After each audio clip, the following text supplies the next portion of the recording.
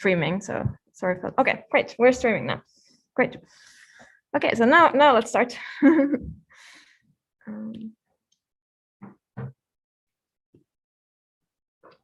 Okay. Cool.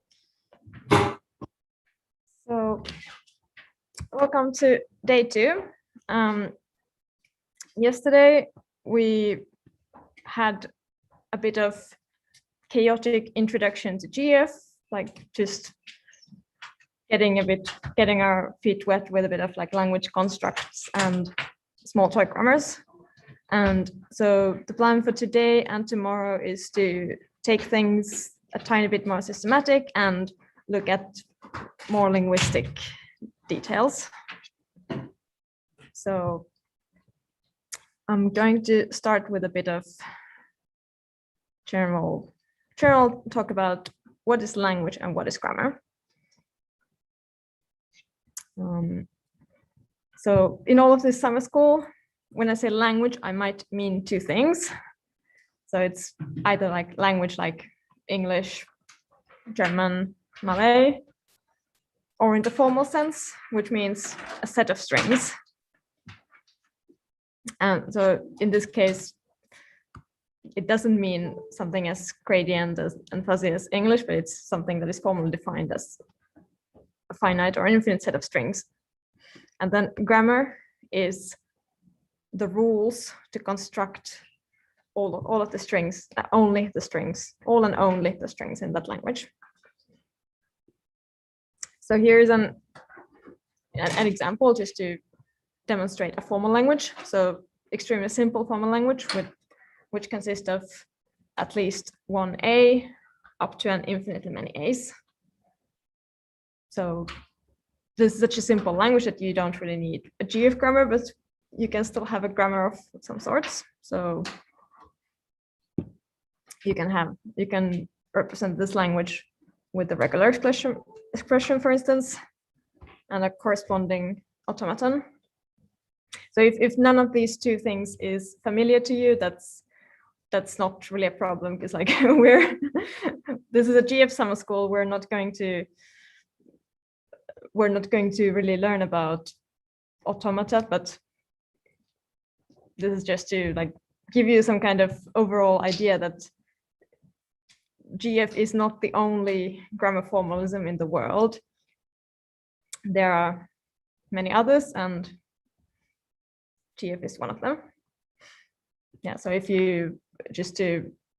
if you don't know what automata is, maybe you have used regular expressions, like if you write something on command line and then you use the grep command, this regular expression A+ matches all strings with 1 or more A's. So it would match 2 times in this word aardvark. But yeah, so we're here to learn GF, which is much more complex language than regular expressions. So if you learn GF, your regular expressions will be easy. Okay, so let's take another example. So here's another example of a language.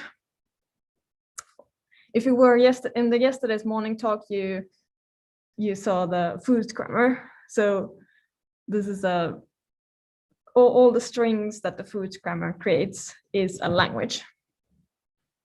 And so if I ask you which grammar corresponds to this language, well, that's, for example, the GF grammar for foods we saw yesterday. So like if you're feeling very like this is tautological, that's how it's supposed to feel, because like the definition is completely cyclical. Like language is the strings generated by the grammar, and grammar is the definition that defines those strings. And we can of course sometimes we can represent the same language with different grammars. So this foods language is so simple that we could even write a regular expression that covers all that. But like this is not a pleasurable way of writing grammars, and you wouldn't write something actually linguistically complex with this method. So there are, if you're into general linguistics or programming languages, you've might have seen context-free grammars.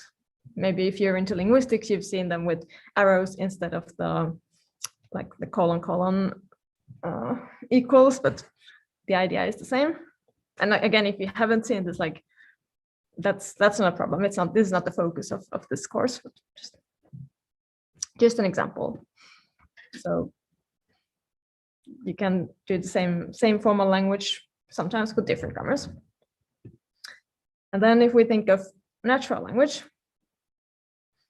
so natural language is not formal language because it's much more gradient. Like it's more fuzzy. Like there are degrees of acceptability or grammaticality. Like again, if we say in English that something is ungrammatical, it's like a notion. It's because of the notion that, okay, so many native speakers would find it odd if you say that. But in a formal language, if something is ungrammatical, it's because it's not produced by any of the grammar rules, and that's it. So it's a clear-cut thing in a formal language. And in linguistics, or in computational linguistics, I guess in linguistics also the notion that all grammars leak. Like there is not a system that will perfectly capture a natural language. But what we can do with GF, so what I'm going to spend the rest of this today and tomorrow probably talking about is how do we like, despite that this is an impossible task in a sense to get to capture something fuzzy with something exact, how we can still do a lot of extremely useful things with GF or with other grammars, but this summer school is about GF. So if we think of a fragment of a GF resource grammar, like this is a fragment of this mini grammar that I'm probably going to show you today or tomorrow, depending on how fast we are today. So this is not a toy grammar, just like foods or hello world. Like we look at like this fragment in the screenshot, like that's supposed to capture the general rule of how do you form sentences in English. So that's, if you saw Arne's talk yesterday, like that was those like very long, tall, like deep trees. Like this is a fragment of that kind of grammar, instead of like just saying that the fish is fresh. But like there is no doubt that this language is still a formal language. That's because it's defined by a formal grammar. So this is like the sort of the overall theoretical background. I thought it would be useful to kind of define what do we mean when we say language and grammar during this whole summer school. I will return a bit on these topics about these other grammar formalisms next week, because on Wednesday next week, we have a bit of a GF and Friends theme, where we're going to hear about dependency grammars and hetero and phrase structure grammars. So then I'm going to talk about these a bit more in depth, but this was just a 10-minute sort of get the idea out there.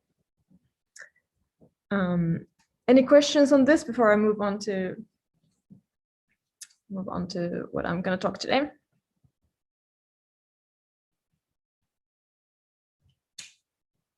You can always ask on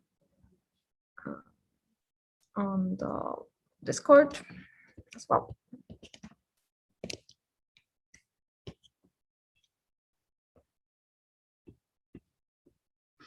Okay, so I lied. There is a recap on the early lectures, which is the GF syntax. So we're gonna look at, again, we're going to do, after the slideshow is over, we're gonna do a lot of live coding. So just, you can, I can also share these slides with you if you want to have these at hand. And there is also other resources. So we had categories and functions. So in the abstract syntax, it's called cat. The categories is cat and concrete is linket. And the functions in the abstract are fun, and in concrete they are lin. And then in addition, there are in concrete syntax you can have helper functions that are called operas. And then we had these language constructions. We had records and tables, where the records are, you put this in curly braces and you have names fields, and then you access them with a dot. And the tables are defined by using the double arrow, and then you access the table with an exclamation mark. And if you wonder, like, is there any formal difference between records and tables? So not in the sense of expressivity, like you can, if you have some grammar that is written using records, you can always translate it to using tables or not, and vice versa. But there are like some conventions, like usually like we write inflection tables as tables instead of having a record that has fields called like nominative, genitive, single nominative, single genitive, blah, blah. So that's, and yeah, in tables, you can also, tables are a bit more flexible in the sense that you can use wildcards, and like you can, when you access a table, you can use some case expression, for instance. You can apply a function to the parameter, like, so yeah, you'll see, like you will see both used a lot. So it's more than association lists. Yeah, I mean, tables are like dictionaries in Python, or like yeah, exactly. Yep. Oh yeah, then we had some tuples. Not sure if we actually saw them yesterday, but this is a bit syntactic sugar. And yeah, and then parameters. So these are like algebraic data types, basically. You define them with this keyword param, and then you use them as the left-hand side of tables or inherent properties. So this is actually something that we're going to spend a lot of time. This is like very kind of fundamental thing. So you will see this, the idea inherent versus variable, a lot during this summer school or in GF overall.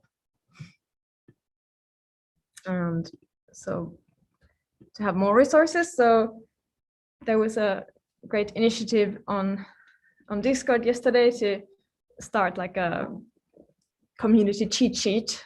So people in the summer school, like with the idea that it's kind of, well, I mean, in my opinion, it's like, I think it's good that it's like student driven, like it's pedagogically a good idea for you yourself to be active and gather the information. But also there is a reference manual, so like it's not like the information is missing, but it's like it's a good pedagogical tool if you're into it. We have this, we have a repository for the summer school, which contains materials from yesterday, some materials for today, and some of the grammars that people here in the classroom in Singapore were writing yesterday. So make sure you can fork that repository and add your own to it, make a pull request. Okay, so here comes that was the recap. So here's today's content.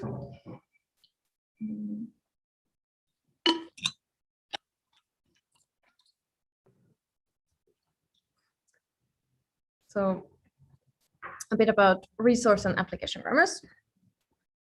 So this is an example of the application grammar that we saw yesterday, the abstract and the concrete. Yeah, we saw that for English, it was like extremely simple. It was all just strings, or in this case, actually, these are records with strings, but like anyway, just nothing more, no tables, no records, just, well, okay, records, but no tables, no inflection. And then we saw already that for a language like Icelandic, even this simple example presented some challenges. So we had to look at some inflection and make some parameters, number, gender, that kind of stuff. So now contrast with if we used a resource grammar instead. So we have the application grammar. We have the same affix syntax, but we, instead of defining all of these parameters ourselves, we open resource modules. We have paradigms and syntax. And in paradigms, we would have functions that make nouns, verbs, adjectives. And then in syntax, we would have functions that create some like other structures. And often like we would also define something ourselves. But like the point is that like in any of this, like we don't need to include any of the parameters that we had in this version. Like here we talk about explicitly about number and gender, and here we just construct some lexicon by using the resource library. And then with this we can keep the exact same structure. Often, I mean, sometimes we need to give like a bit more or less arguments to some function, but like if we this is just wishful thinking. Actually, there is currently no resource grammar for Malay. There is some fragments that I was doing last autumn, but I never got around to it. But like assuming that we had this, we would just, often it is the case that we can kind of, the structure is very much the same and just the words are different. Well, sometimes it's not that simple, but for simple grammars, it's often like that. So then why resource grammar library? Because translation in general needs semantic predicates. So we, like in general, we're not claiming that you can do translation as simple as saying that, well, if we use some, like in English, let's say that it's idiomatic to say about what you're doing in progressive. So like, I am giving a talk on GF Summer School. That's kind of idiomatic. And if you say it in the normal present tense, it sounds more like a habitual, like I give a talk, or maybe it could be maybe a future, like I usually give talks on GF Summer Schools, or like I will give a talk tomorrow. But like, and then in some other languages, you would use the unmarked present tense in those occasions where you would most naturally in English use progressive. And we're not claiming that, okay, so these are not translation equivalents in the pragmatic, in the sense that they would translate fluent English into fluent French or vice versa. But the point is that in the resource grammar library, both of these structures, the simple unmarked present tense, the progressive, and all the other like all of the things like we can have conditionals, imperatives, everything, they are there as trees, and you can use those trees in a library, as a library, and you can pick and match the grammatical structures that best fit your use case from that library. So I was like, this sort of contradicts what I was saying, that, oh, you can just copy and paste. But like, okay, so maybe it's not that simple in more complex grammars, but like the point is that as an application grammarian, you still don't need to care about, you don't need to know about if there is like cases of prepositions, if there is grammatical gender, anything like that. Because the linguist has implemented it, and then the application grammarian can use it and choose the best constructions for their need.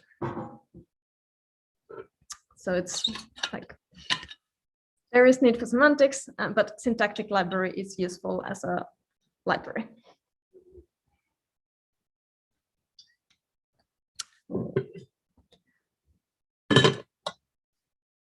So with these words, like, well, let's get started writing these resource grammars, right? So, okay, so maybe before we jump to this whole complex set of modules, let's get started from a mini resource. So I'm going to explain this in words on 6 slides. So what is the scope of the mini resource? So we start from sentence and utterance. Okay, so we said utterance is like the start category. We saw yesterday what start categories are. That means that that's when the grammar is like, it's final, it's complete, it doesn't need anything, it cannot become anything more than it is already. It's not used as an input for any other category. So in this mini resource, we can build only a present tense sentence because we're simplifying things from a polarity and a clause. We can connect to existing sentences with a conjunction. So we can say that the cat sleeps and the dog walks. Or we can so that was a sentence, which is always something with subject and predicate. But we can also build an utterance from a noun phrase. So we can just say the cat. Who drank all the milk? The cat. Okay. So that's the highest level. And then we have, then the ways to modify these sentences, or like rather modify clauses to become sentences, is by varying the polarity and tense. So we can say in mini resource grammar, we have only present tense, so we can only say the cat sleeps, but we do have polarity, so we can also say the cat sleeps or the cat doesn't sleep. And of course, in the full resource grammar library, we have like more tenses, so we can't say much more than that. So then we have this clause. If you saw Arna's talk yesterday, like in this mini bar, like he was showing how he builds a clause, and then that clause can, like, we call it sort of the inflection table of a sentence. That's because like we can say that clause can become positive, negative, whatever.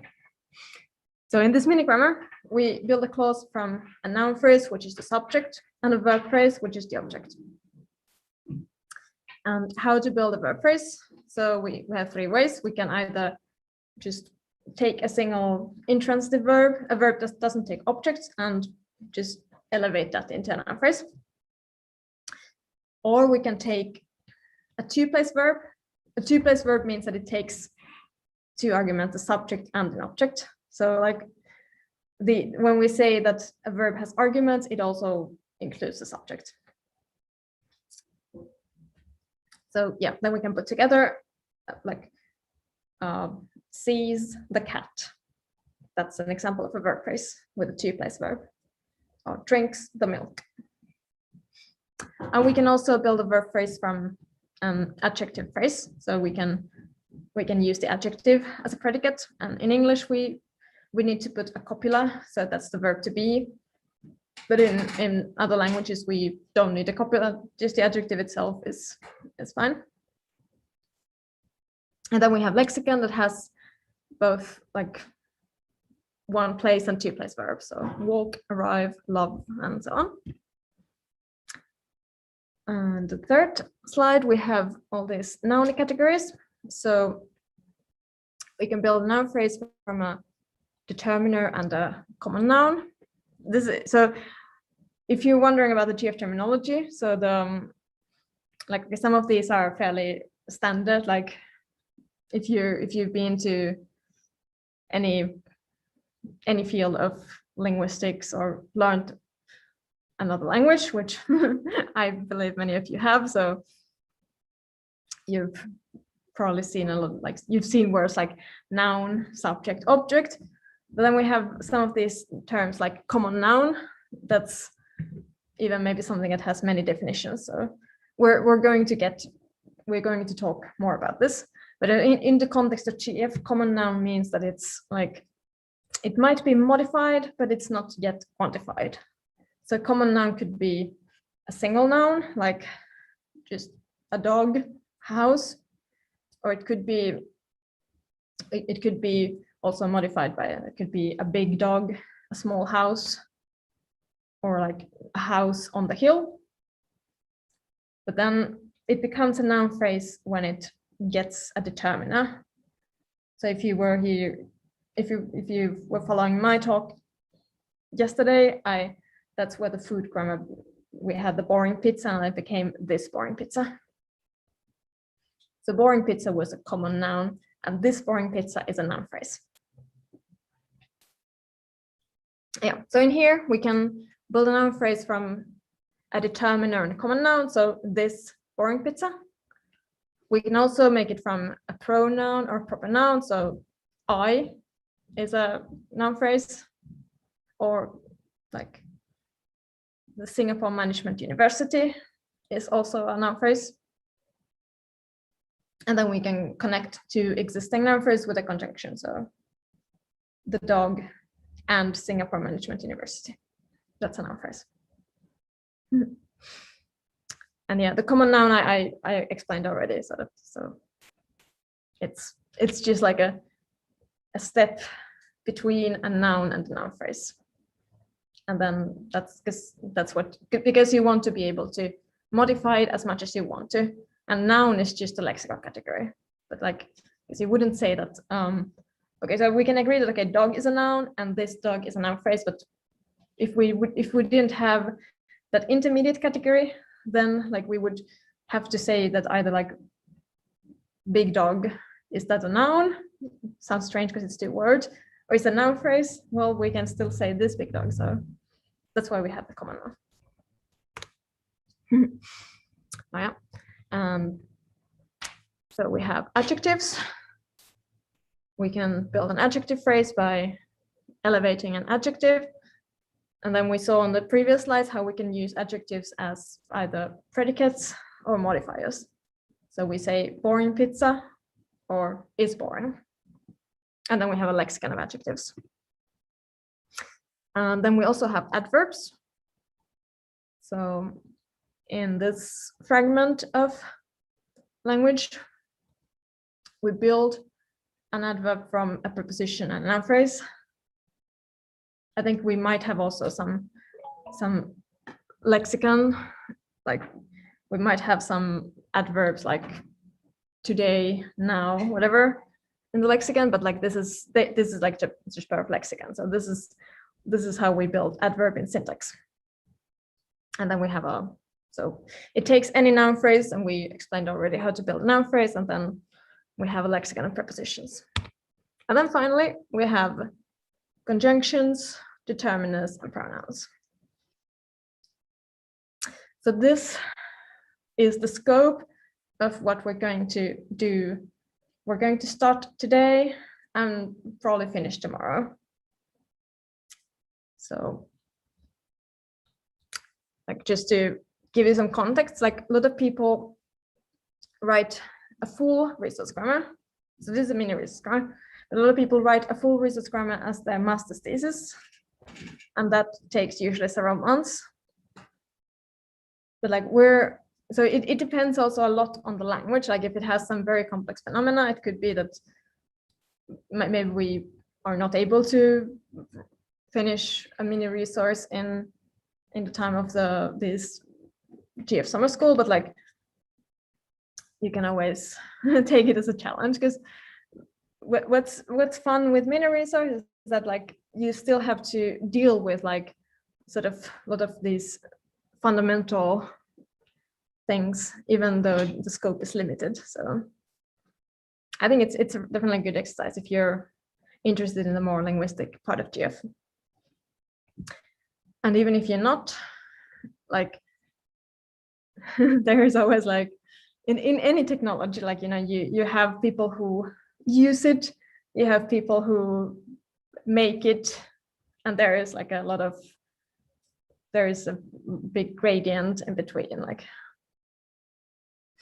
so even if you, because I mean, if you write application grammars, you will probably need to have an idea what there is in the resource grammar. So that's why we're spending 2 days in getting like a deep view on this.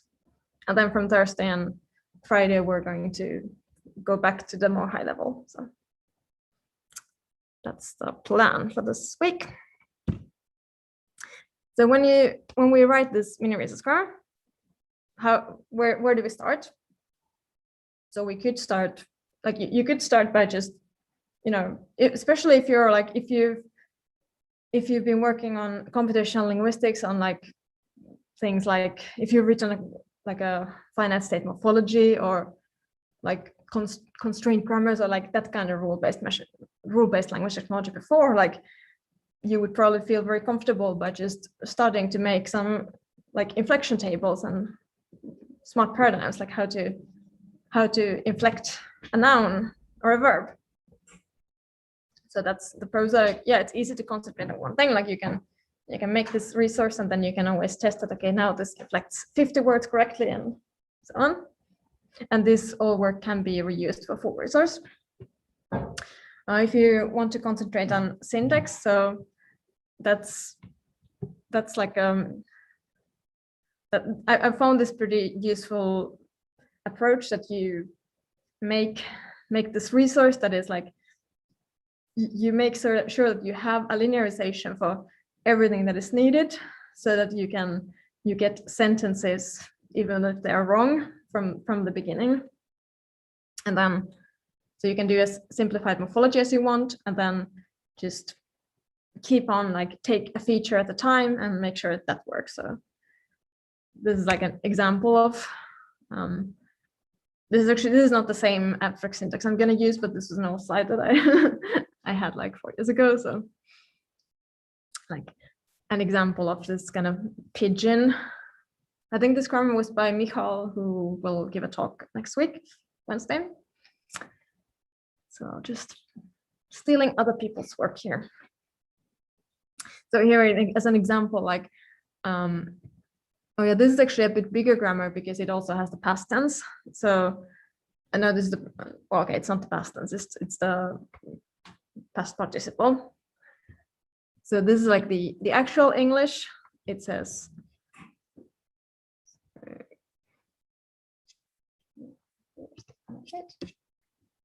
the actual English is,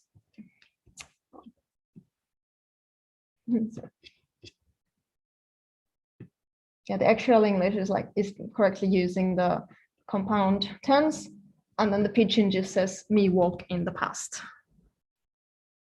So that's where we start from, and that's where we want to get, but we do it like one feature at a time. Like, we first want to do like how to inflect pronouns correctly, and then when we got that, then we maybe want to do verb inflection and so on. So next up is some live coding. Does anyone have any questions at this point?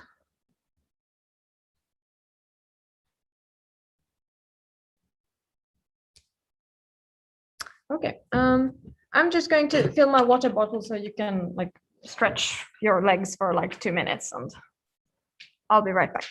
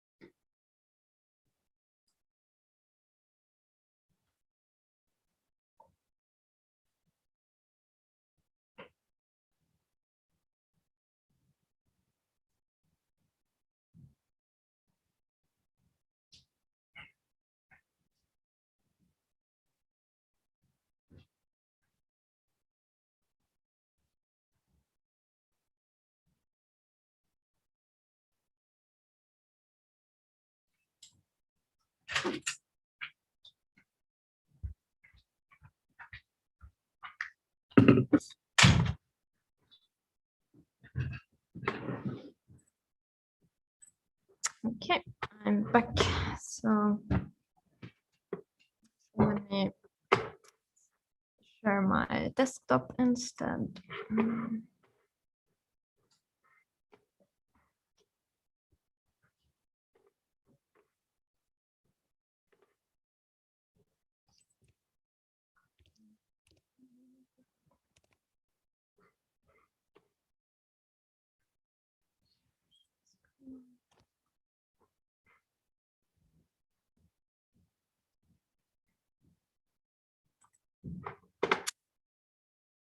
Okay, so today I'm going to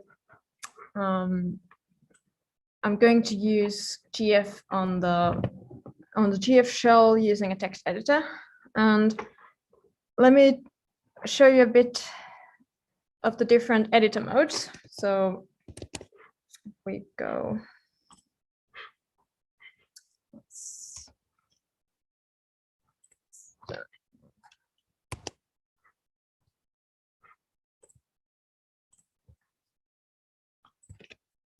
If you go to the GF web page, there is this here under develop, we have text editor support. And there are some different options for different editors. You have Emacs, Atom, VS Code, Eclipse. Well, I guess that's pretty old.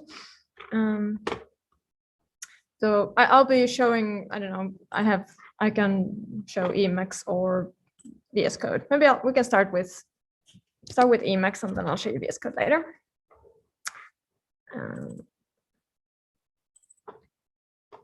Okay, I have some old stuff open, so let me open. If you have any questions at any point, just like ask here or on Discord, anything. Okay. So, all right, I can show you also where we're doing the thing. So go to the GF GitHub and GFSS 2021. I'll paste this link on Discord. Watch project. This is the miniature poster. 2 forks, right? And let's do some more. And then on day 2, I have 2 grammars, micro and mini. So despite the name mini resource, we're actually going to start even less. We're going to start with the micro language. So we have microlang and microlang dummy. So I'm going to open these here. I actually have it already open here.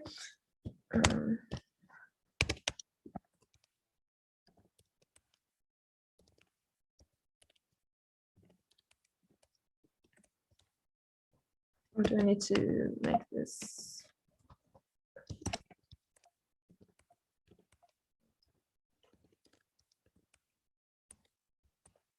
Is the font size good for people who are watching?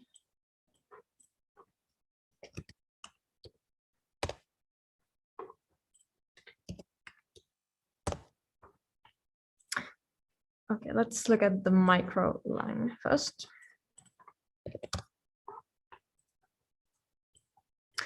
So this is just one line, one file, sorry.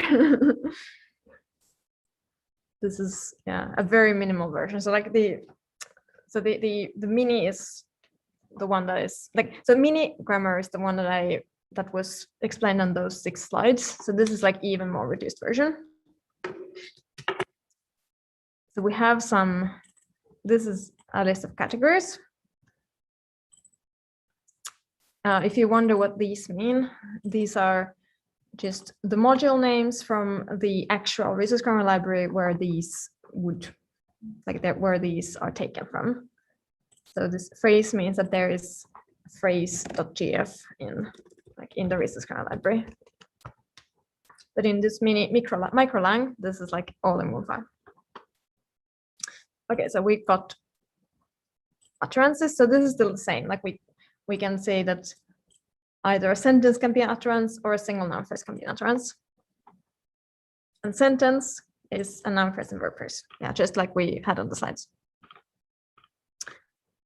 Yeah, this is like just everything that this is the grammar is from here to here. So phrases, sentences, verbs. This was again the intransitive verb, one-place verb, and two-place verb, which is a V2 which takes an object. And then we had the adjective phrase as a predicate, and so on. Let's look at the concrete dummy.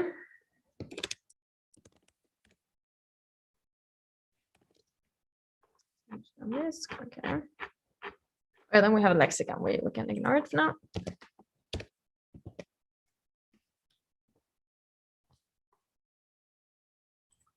And we linearize them all into just a record with one string. And then we have these extremely simple linearizations. Like for here, we don't have any inflection. We just say that it will be like the cat be small. And yeah, everything is strings. So I have already included these constructed names like mkdet, but if we look, what is it actually? How is it defined? Well, it's just take a single string and put it in a record of a string. So it's not very advanced. But that's the point. We're starting from something. So if we now try to, let's compile this here. Let's do some gr. And here we get the grammar love the cat. An old flower break the fire. Okay. That sounds very poetic, but yeah, that's the point of yeah, that's the point of random generation. You get poetry. Okay, so since we're interactive here, do we have suggestions? Where do we start? Like what kind of feature do you want us to tackle first?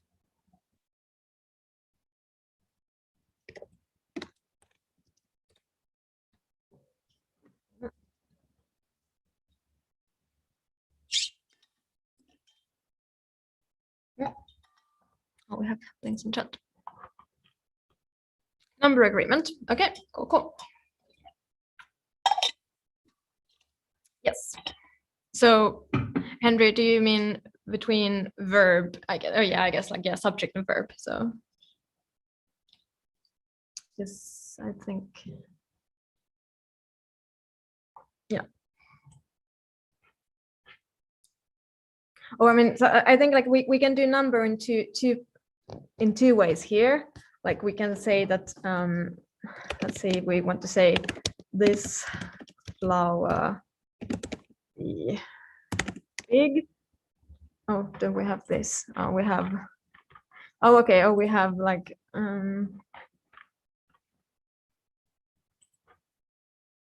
Oh, okay. I mean, we should add something like this. Let's add this here because that's like this that's much more fun than this. Let's do these as well. Now here.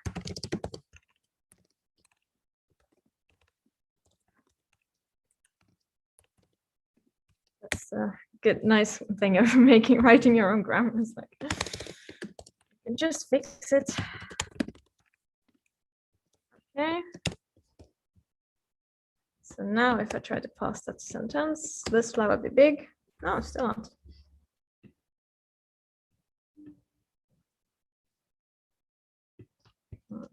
It's not. Yeah, no, it works. So we have this tree. Oh yeah, by the way, I can even show you the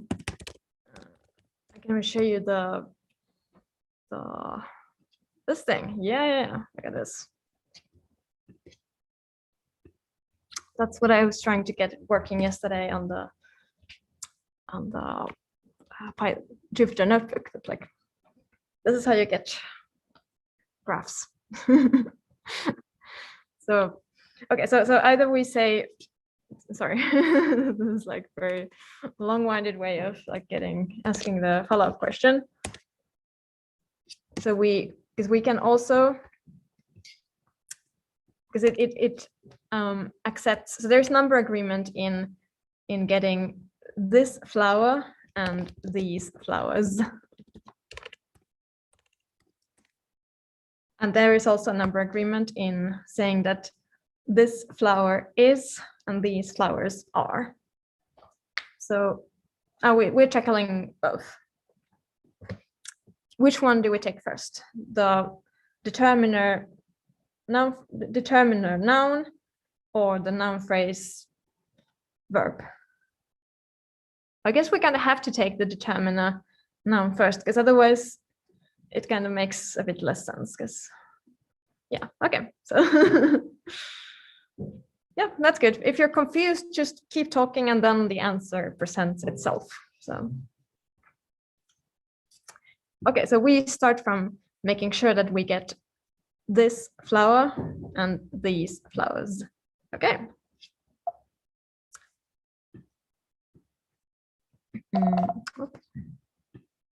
Let's look at this. So what categories do we have? We can even parse this. Oh. If you want to parse something that is incomplete, you can do add this flag cat equals problem. So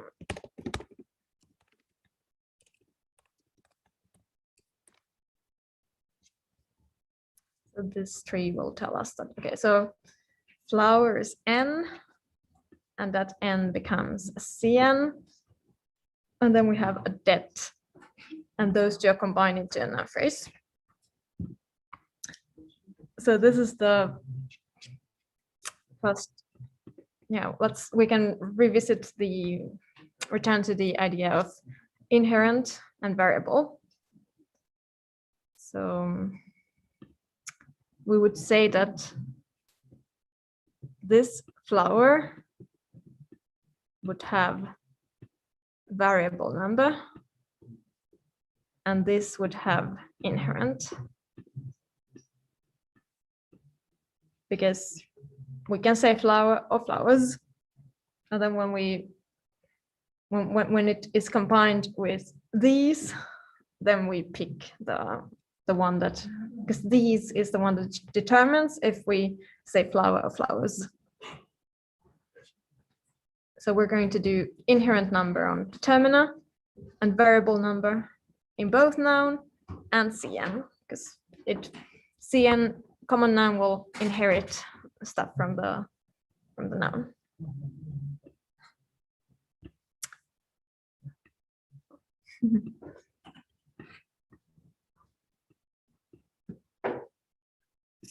So let's pick out these.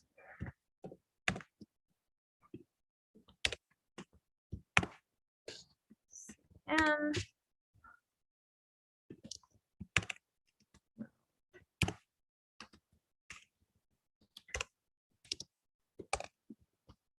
so what do we put here? We need a param. Okay. So actually, I'm going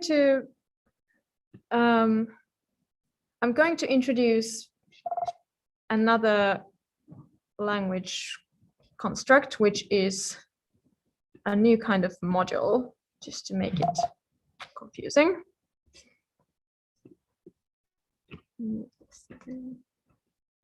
So we've been working on like one file for abstract, one file for concrete. But actually on the slides, we saw something that you've seen that, okay, you can do open blah, blah, blah, blah, blah. Like it used to be like paradigms, blah, syntax, blah. That was from the Lexical library. We're going to make our own module. So we're going to recreating our resource kernel library in this micro scale. So let's make a new file. I'm going to call it reseng for resource.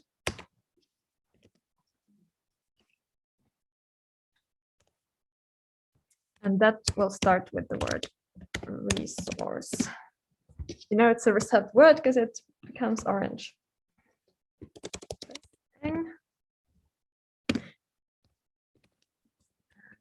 Module starts like this. So let's open reseng. If you're at this stage, I think let's recompile this. Oh, it's saying reseng doesn't exist. Am I in the wrong directory? Oh, I didn't save it. Okay. That's fine. Okay, now I've saved the file. Let's try to compile this again. And it's compiling here. Oh, syntax error. I have a syntax error because I was trying to do something strange here. So let's just comment this out and recompile. Yeah. So now it's happy. So it's even saying no linearization for CN or N because I comment them out. But in fact, so this is like one of the useful tricks in GF. If you want to just like prototype something, you want to write like extremely short grammar. You can, if you don't put a link at, it will insert by default this. So in fact, like even though I didn't put a link at, I commented this out, I can still parse. Like this works still perfectly, even though it's using nouns, it's using TNs. So I think I'll do one of these mornings, I'm gonna do some kind of more like useful tips and tricks to developing GF on the command line. Let's not go there yet. Okay. So we have an empty resource module and I open it here. So I want to put like all the operas in this. So let's start with that. It will contain operas. So if we look at this file, it contains some operas. So as the first thing we can do, we can actually just move all of them there.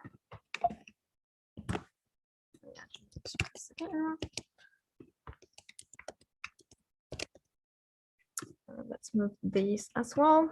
We're going to make them do something that makes sense rather than just be whatever. I don't need to fix the indentation. Okay, let's make sure that it still compiles. That's good practice.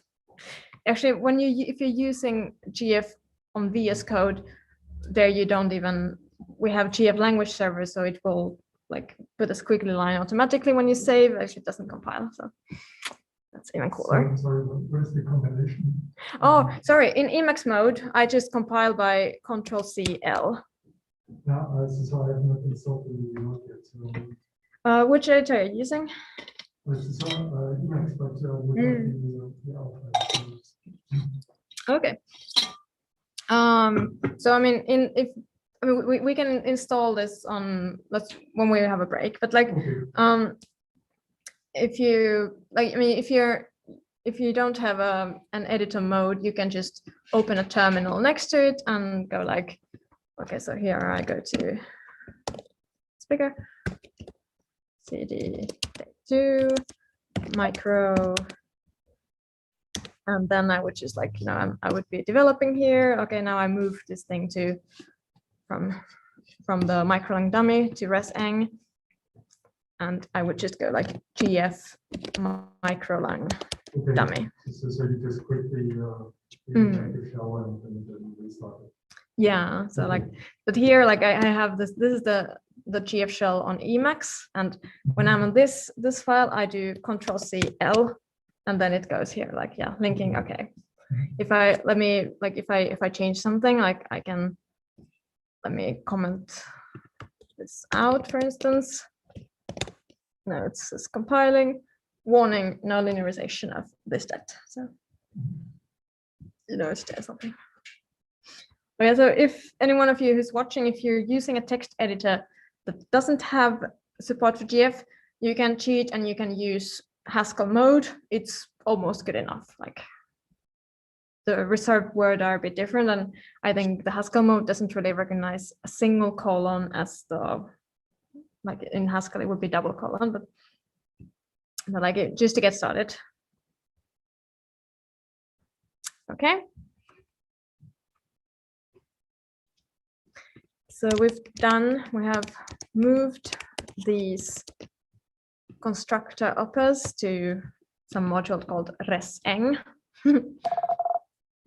Now we've opened that in microlang dummy.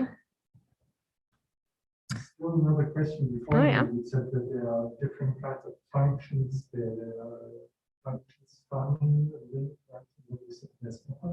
Yeah. What is the difference between? Oh yeah. So the opera. The question for those if you didn't hear, if you're on. So the question was, what was the difference between like lin, fun, and opera? So let's look at this thing. So like fun is something that you have in abstract syntax, and lin is something that, so for every fun, like here we have the @s, we have a lin, and then like lins can, so operas are something that is like, they can only be in concrete or in resource files, and they are like help functions, so they are compiled away. So you can use an opera in the definition of a lin. So here we have, for instance, det. This is fun det on line 48, and this is lin det on line 72, and this is using mkdet, which is an opera. So here we have like opera mkdet. But could I also write fun at the place, or would that be wrong? Oh, I mean, like fun is only in abstract syntax. Mhm. Like if you, I think like, okay, if I wrote lin here, like if I wrote lin in resource, let's see what it would tell me.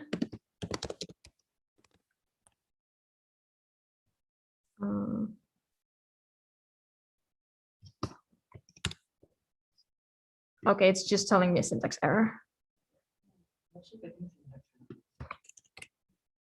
When you tried the lin, or I think like also if I would, so if I, it might be because it's like this is a resource module, and I think resource modules can only have operas. But if we do this, I mean, no, that's a good question. If you do this in this concrete, so I mean the concrete can have like lin, cats, lins, operas, all of the three. So if we would say, let's pretend like, let's put opera here. What does it do? Oh yeah, this actually. So this is actually still legal, that we put an opera here, and this means that now all of these things used to be under lin. So if you have lin and then a bunch of stuff, it means it's the same as if you have like lin before every. So it's thinking like, okay, so well, these are completely legal operas, but now there is no linearization for any of these anymore. And if we do vice versa, like let's say that, let's make a completely made up thing. So I'm gonna say lin mk prep s is, or let's call it mk prep prime because there is already one mk prep in scope. This, and let's see, what does it say? It's just saying function mk prep prime is not in abstract. So like I was able to do this, but since there is no fun called mk prep prime, like it's just like this is like completely ignored. Like this line doesn't contain a syntax error, so there is no complaint. Actually, let's see what happens if I make a syntax error. Let's do a syntax error here. Is it true? Yeah, no, it's just, I mean, yeah, this is like, it's detected in an earlier phase, so it doesn't even get to the point where it has time to complain. So yeah, so like if you accidentally put an oppa before, and when you wanted to make a lin, then it just says that, okay, well, these fonts don't have a lin. And if you accidentally put a lin where you want to have an oppa, actually, yeah, I think, I'm not sure if this is in scope for anything. So let's if I try to call mk prep prime here, let's say. Yeah, and then it's just going to say like cannot infer type of constant mk prep prime, because I think so the compiler will get confused if you try to have a lin of something that is not a fun.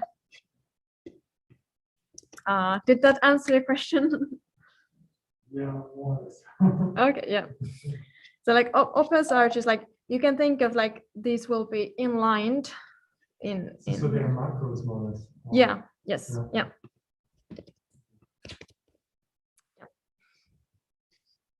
Okay, so that was a bit of a digression, but yeah, that's good. Ask questions when you want to know something. Yeah, the answer was, I don't know, by the way, can you on Zoom, can you hear what other people are saying in this classroom? Should I repeat when people are talking here?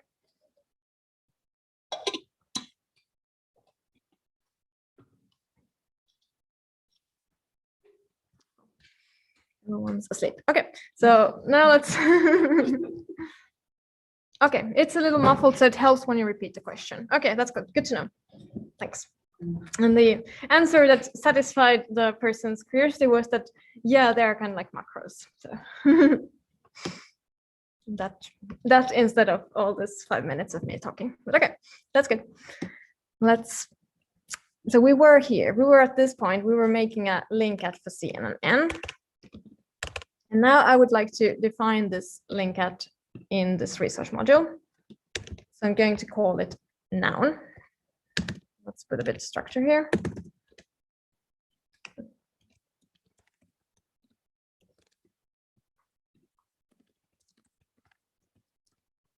I'm going to say noun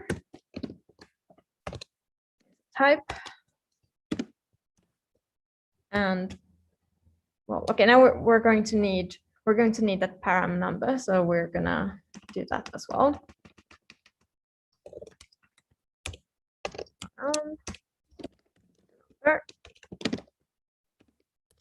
SGPL.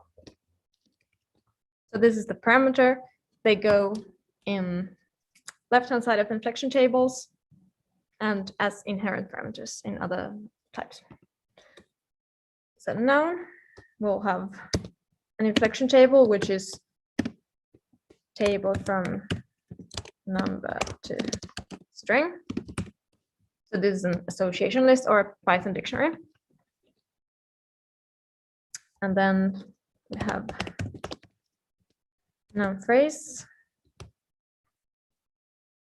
Oh, yeah, actually, let's not go there yet. Yeah, we're just changing these. So we're still just changing this. So we put just out there, these two have the linket of noun, which is defined in reseng. Like we can even put it like we can say reseng.noun so that we remember where it comes from. So now that we have changed this, we will get errors. Oh, okay, first syntax error.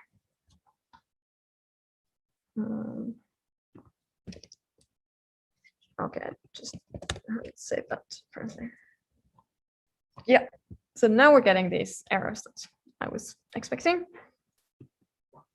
So the same errors repeated for all of the nouns. This is pretty repetitive. Oh yeah, okay, so this is okay, these are actual errors. So let's actual different errors. So first we have this bit that is different, that's the same for all of the nouns. Missing record fields, S type of MK and animal. And so luckily we're already using this MK and constructor that we have here. So instead of fixing every single noun, we can just fix the constructor. So first of all, we will change its return type. So we just defined this thing noun here. So we're gonna just say mkn colon string noun. And then when we make mkn, we can put, we need to make this into table. So let's first just make it compile and then worry about if it's correct. So S is table. Yeah, the parameter is here. So param number, link at noun, param number, and we construct a table here.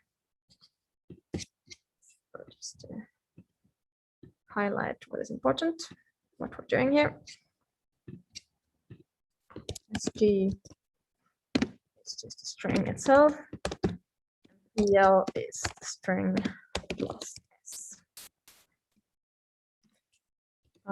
There will be definitely talk later about the single plus, but just for now, single plus is the way to concatenate things together without space. So plus plus makes like, so if we do plus plus is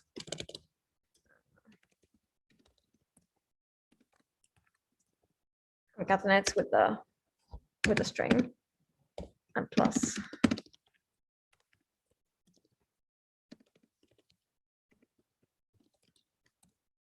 like this. But this single plus is more restricted in its use. You can basically only use it when you are making lexicon. You can't use it when you put words together. We will repeat this many times during the summer school, so fear not.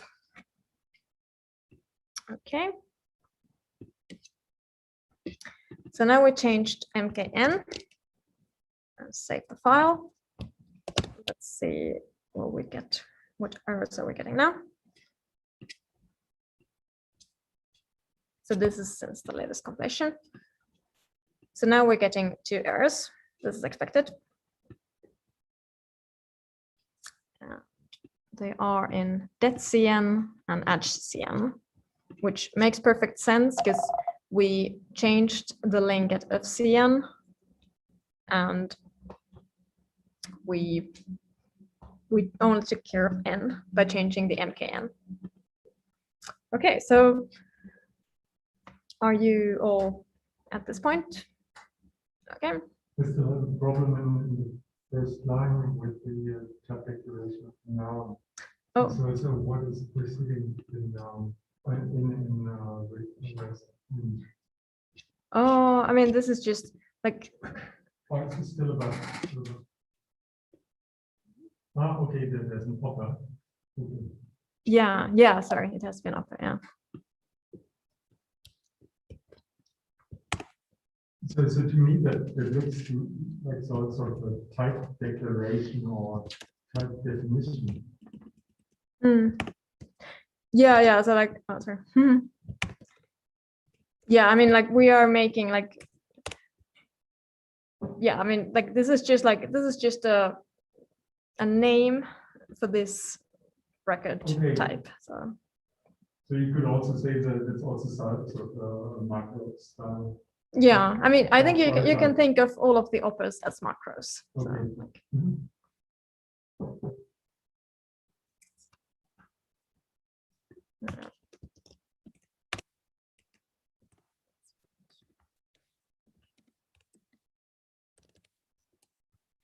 okay.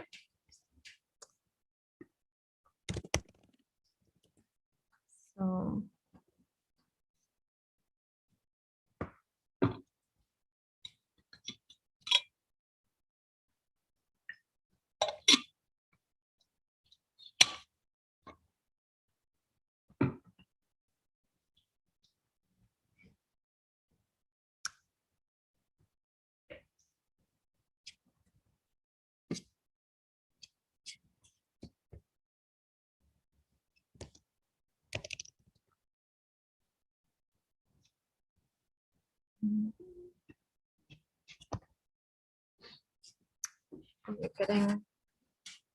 You're getting more success. So what we got here, we had 2 errors left. So on det CN and edge CN.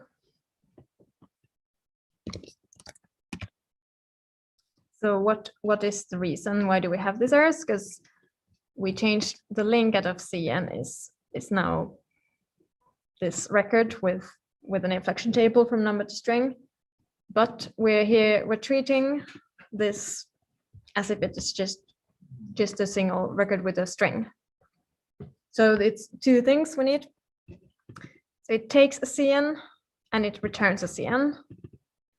So we need to address both of these issues. So first of all, if the CN, like link at CN is this thing, so we can't just concatenate the S. We need to instead do something here. And also because it returns a CN, we also need to put a table something here. So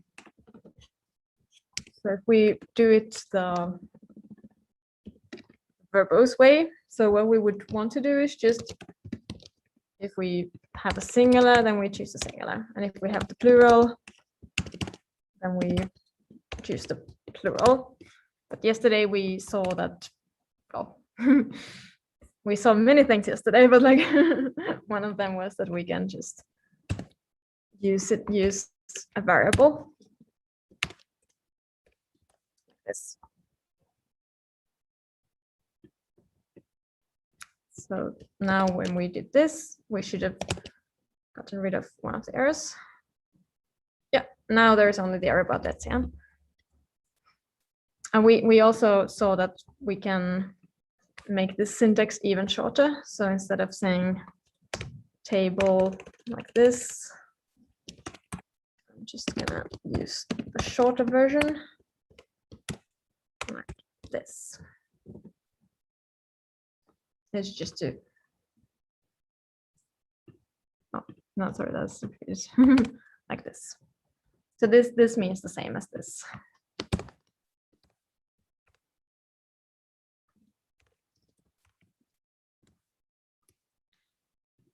Okay, and mechanism extra. Okay, so now this function, this linearization, it retains the inflection table that is inside the CN, and it just adds to it and chooses, like it keeps as it was and just adds new stuff to it. So that was the edge CN that modifies. And now we're going here. So now this is the place where we need to do some decisions. So just to make it compile, we could say that it's always singular. And now this compiles, but if we do this, then we're exactly in the same place where we started from. These flower be big.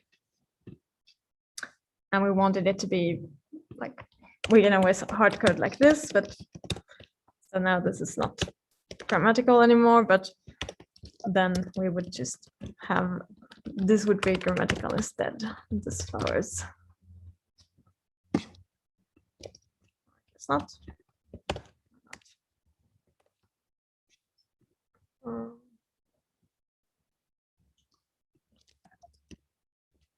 Oh, because I commented it out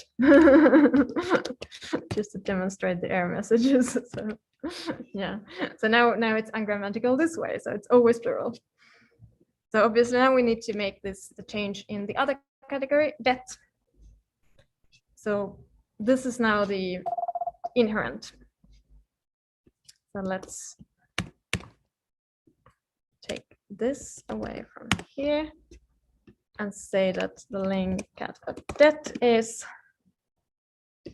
let's define here. I'm just gonna, this is wishful thinking, I'm just saying something that doesn't exist. Res eng dot det.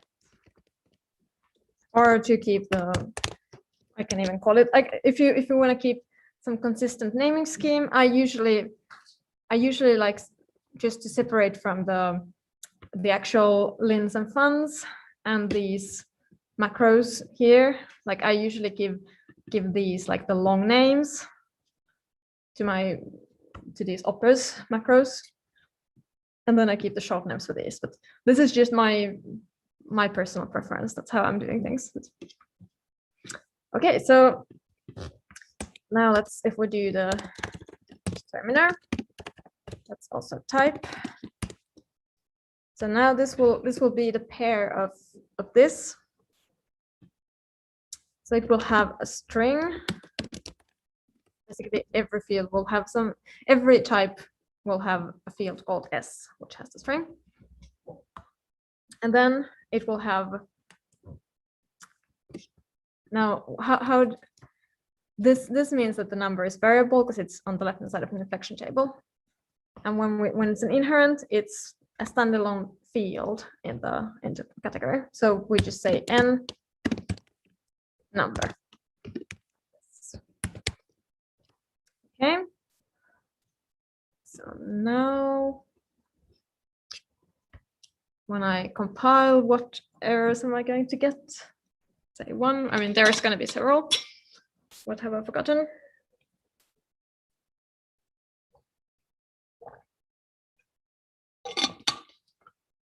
Several things.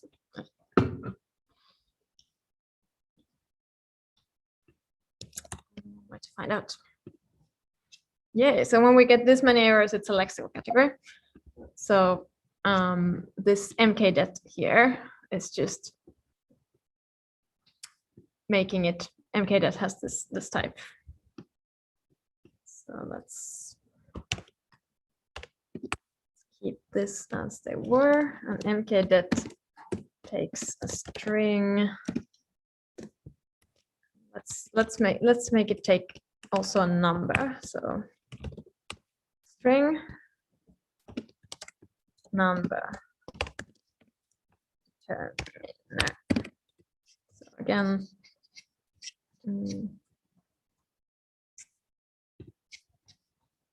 have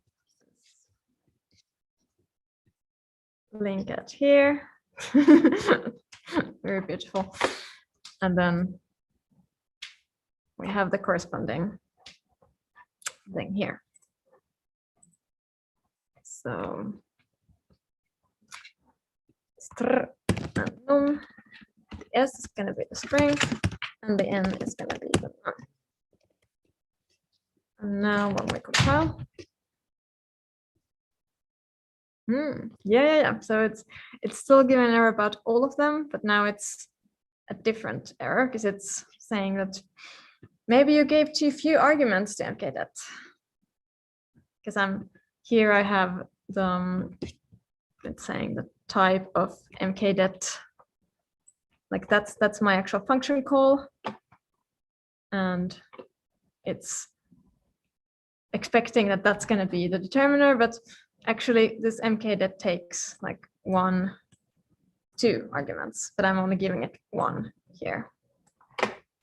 So I need to go here.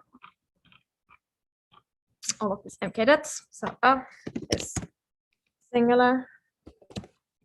This indefinite plural is plural. This is singular. This is plural. This is singular. This is plural. Okay. And whoa, look. Now it's compiling. But okay, so we didn't actually fix the problem because it's still parsing this flowers. So now we have the linkets in order. So we can change this finally here. So instead of this is like just invariably plural, now we can actually do this interplay between here was the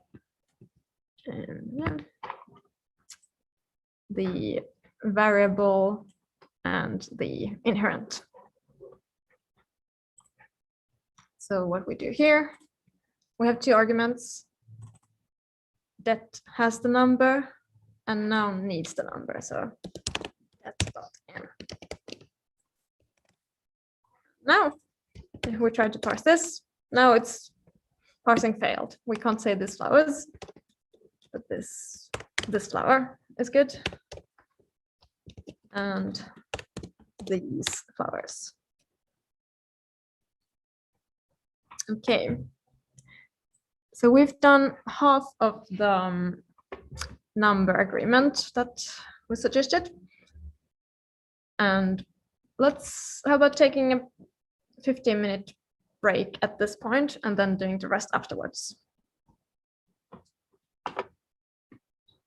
If you have any questions, you can ask on Zoom or Discord or thing. Oh, I can actually push what we've done so far. I'll push this to the repository. So if you were doing some stuff and missed something, you can always catch up.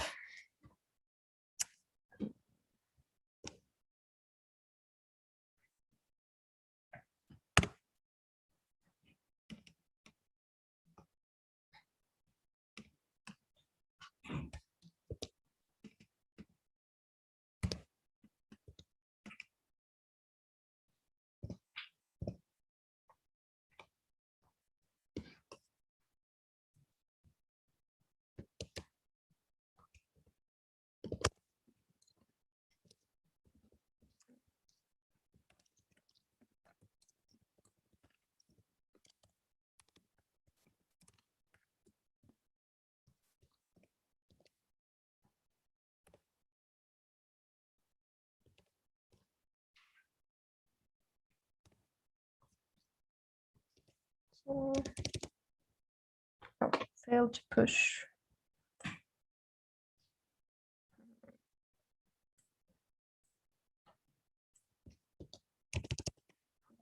Failed to push.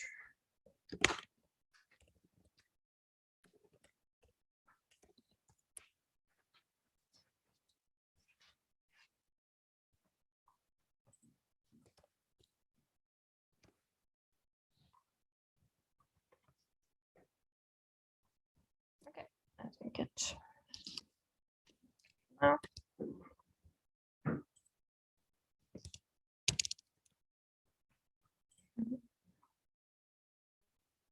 Yeah, so it's here, so you can just git pull if you want to see the latest changes.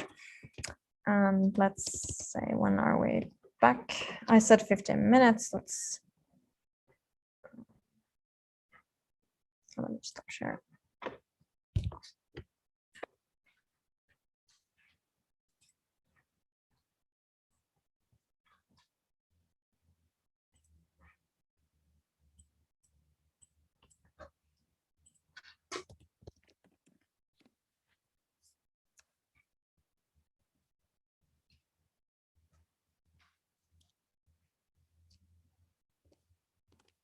So 20 to 11. That's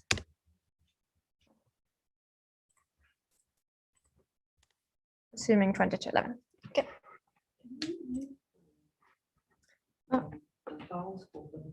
Oh yeah, right. I can.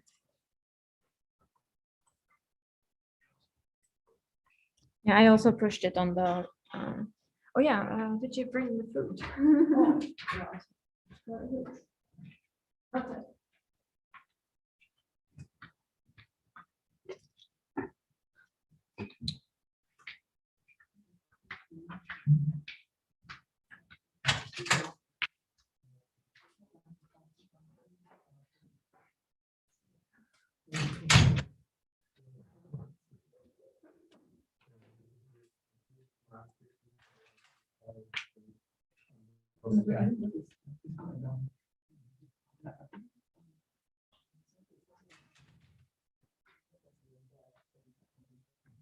Exactly. It's what I'll do.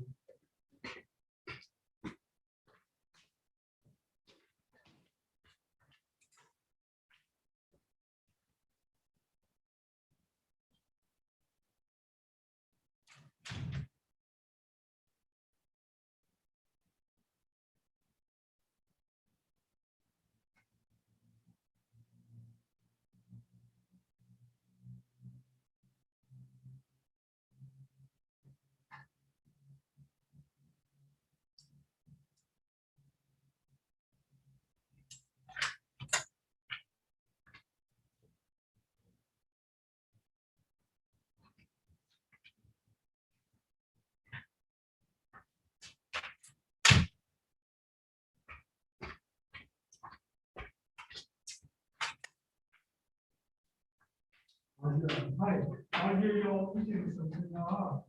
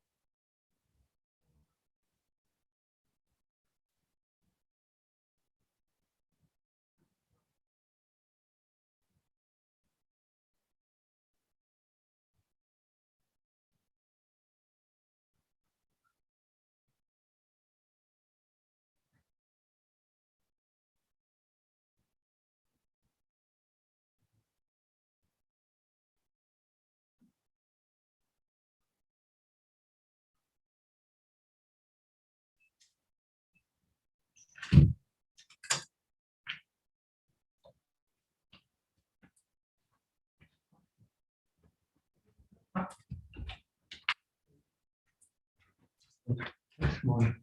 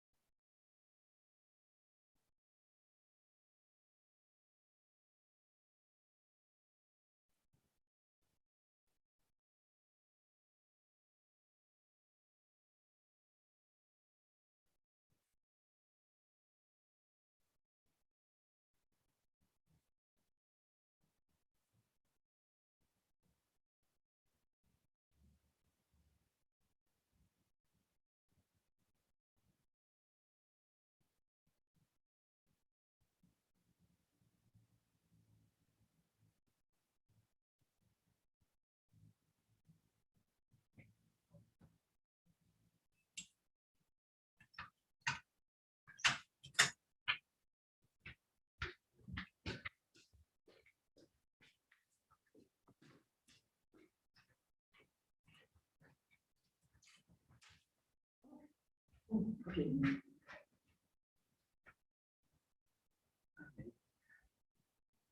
Oh, yeah.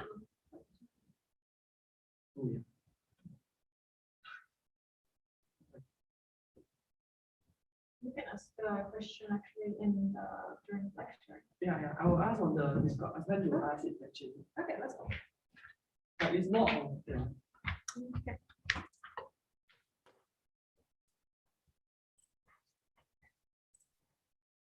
Hello, welcome back. Sure. Some noise here. So let's continue doing the number agreement.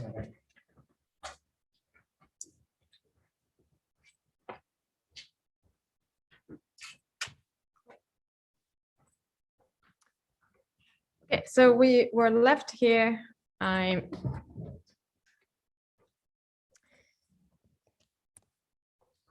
We had the agreement between determiner and noun working. So this flower and these flowers, and this works for like, it doesn't matter if we put adjectives. So these small flowers, it's still fine. And we can see it from this function here, the HCN, because the adjective is invariable, and whatever we do is just that we keep the inflection table, whatever it was in the, like whatever number it is, we just add the string in all of the branches in singular plural. So this is to be expected. So now the next part is that we want to say these flowers are big and this flower is big. So now we need to change a bit more things. So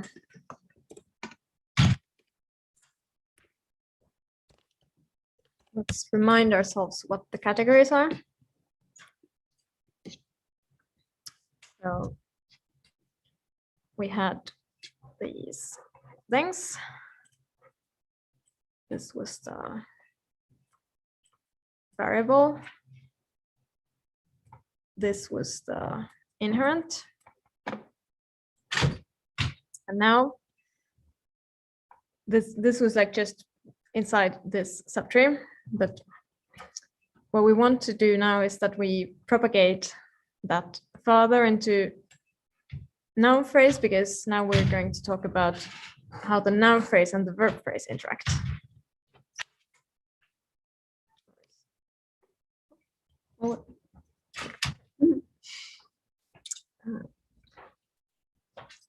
So actually that was actually wrong to draw an arrow, because it's wrong to draw a double arrow, because it's, in this case, it's actually just this way, because the noun phrase affects the verb phrase.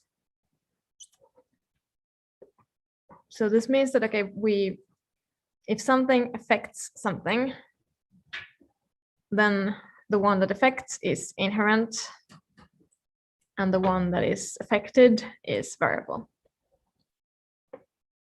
So now we're still using just the number parameter, so we don't need to define new parameters. We're just going to put them there. Okay. So this is our sign, and let's clear the drawings. Actually, we can just take a screenshot, so we can put this on the.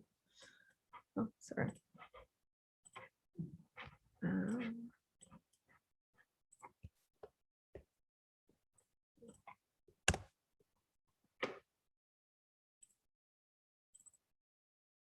Yeah, so this is what this is the specification. We're working on this.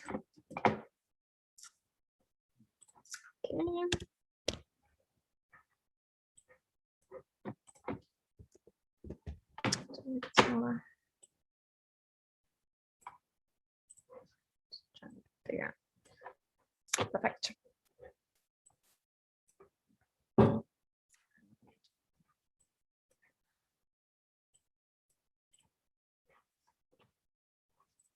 So let's look at the linkets.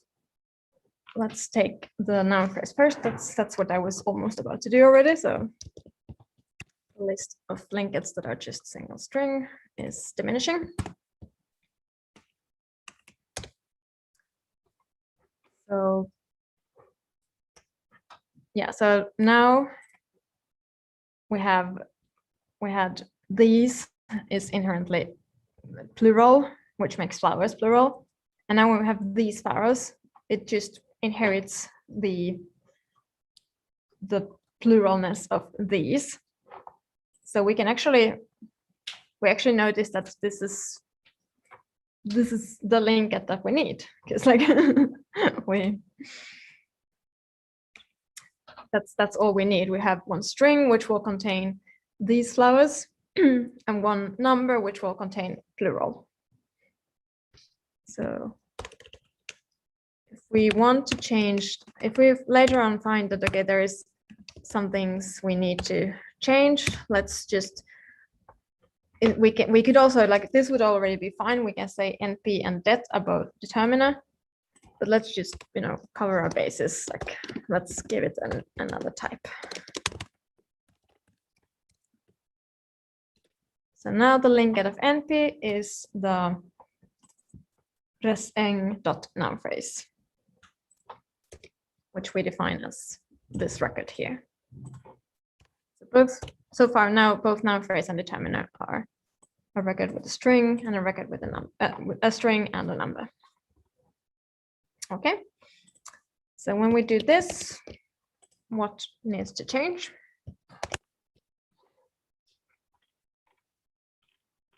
Okay, there is actually only one error so far. Oh no, okay, 2 errors. I mean, there will be more after I fix this, but let's see.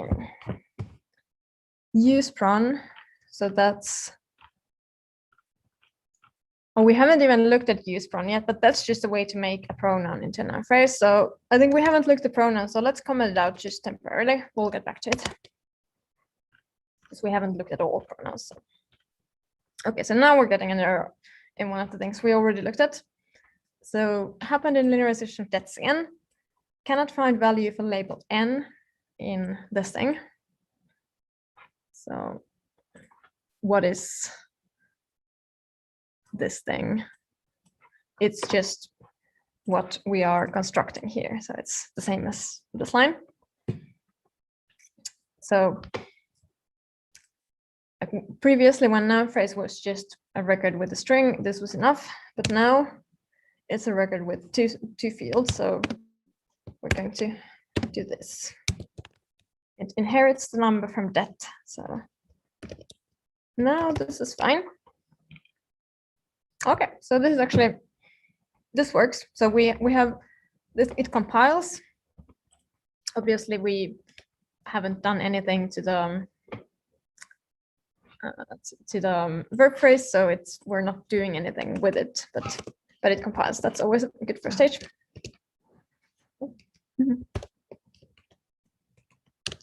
Just see that it compiles. Let's clear the drawings. So now we have done this part here, and now we need to do this part here. So it's quite a long tree. So where do we need to put things? So, well, it's not in the adjective, because like we don't need to, like, it's not the form of the adjective in English. Like in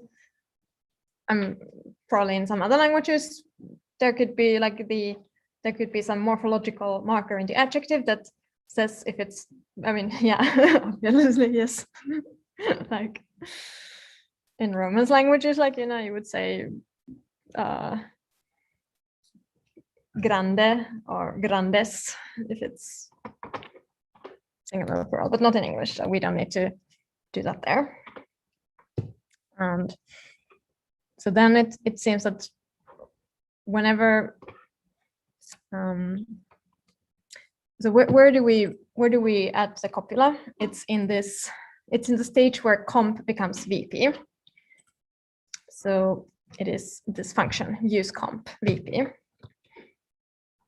And that's where we at the B. So that's what we need to change. So we need to change the type of VP so far. Okay, we will actually, because if we want to see what depends, like what does VP depend on, we can use this command AI VP. It's called abstract info VP, and that's what tells us all of the functions that feed into a VP. How do you make a VP? So this is the comp, but we also have V and V2. So again, the comp, because in the comp that's really just an empty category. That's kind of like unnecessary step here in English, but it might be necessary for other languages. So that's why we don't remove it. So, but in English we can ignore it because the copula is only added in the function use comp. So that's why I suggested we take apart VP, V, and V2. And these will get our new type macro that we're going to create just in a second. I'll call it eng.verb. And now let's make it here. Verb type equals. So let's see. We have already something here that has a variable number. So let's see how far do we get with just copying this. So now it's verb is number to string. And so we're going to get, so when you get this whole lot of errors, it's because it's the same error for all of the lexical items. So don't panic. It's just, this is like, I'm showing it to you so that like, you see that I'm not panicking, I'm calm, so you'll be calm. Someone in the class is laughing. So that's expected. So let's go to the lexical constructors. So we had MKV. All of these things we're calling MKV or MKV2, and they are even just exactly the same thing now. So we can even shorten this a tiny bit. MKV colon MKV2 is string to verb. MKV2. And so notice like we have not done anything about morphology yet. So this is like super like doesn't work super properly, but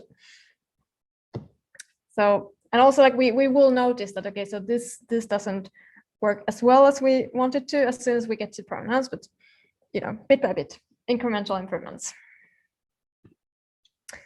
So what would we say that how does English verb inflect?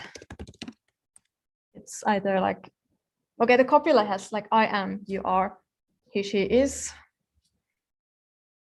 But the rest, like I jump, it, he, she, it jumps. So it's, we can say, let's do it because we're only doing nouns. So it's either the cat jumps or the cats jump. So we're basically just going to reverse this. We're going to say that the plural singular is the one with the added s, and plural is the one which is just the string. Or we need to revise this strategy later. If we compile now, oh, syntax error. So the MKV2 is for verb sticking to arguments. Yeah, exactly. So like, I mean, why did I do this in the beginning? It's like in the actual full research grammar, sorry, the question was that is MKV2 is for verbs taking two arguments. And my answer was yes. And why do I make these different constructors is because like a V2 might take as an additional argument, it might take like a preposition or case that it uses for its object. So was that what you asked? Okay. Well, no, I was just wondering whether make V and make V2 wouldn't have two different types.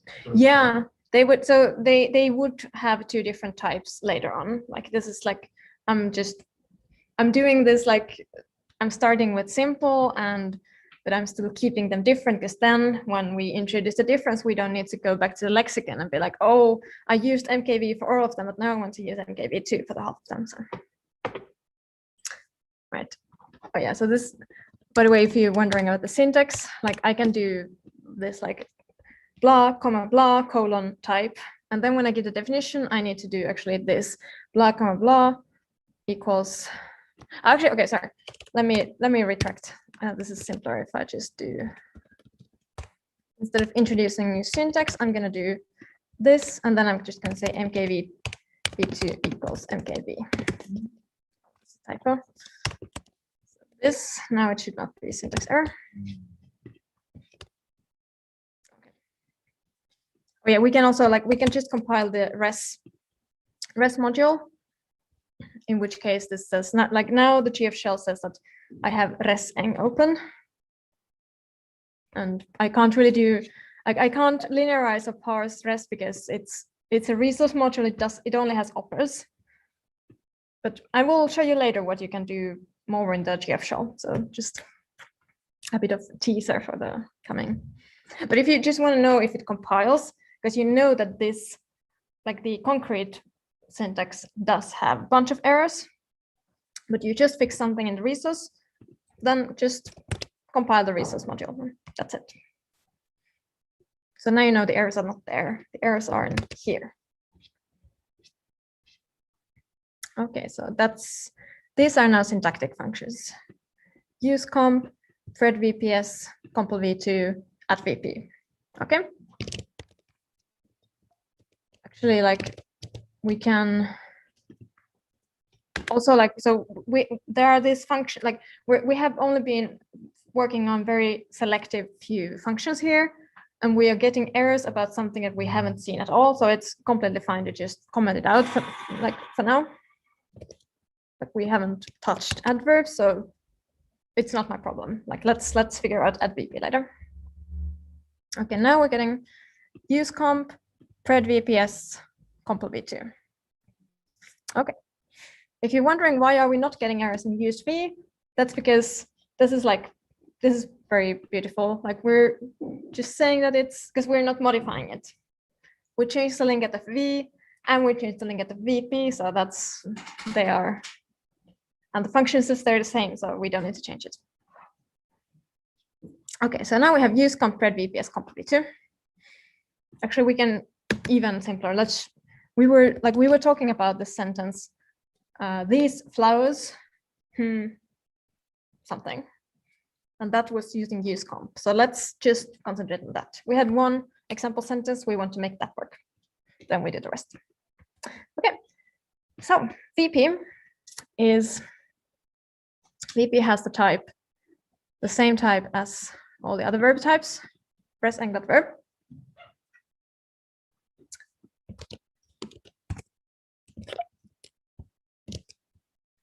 Here.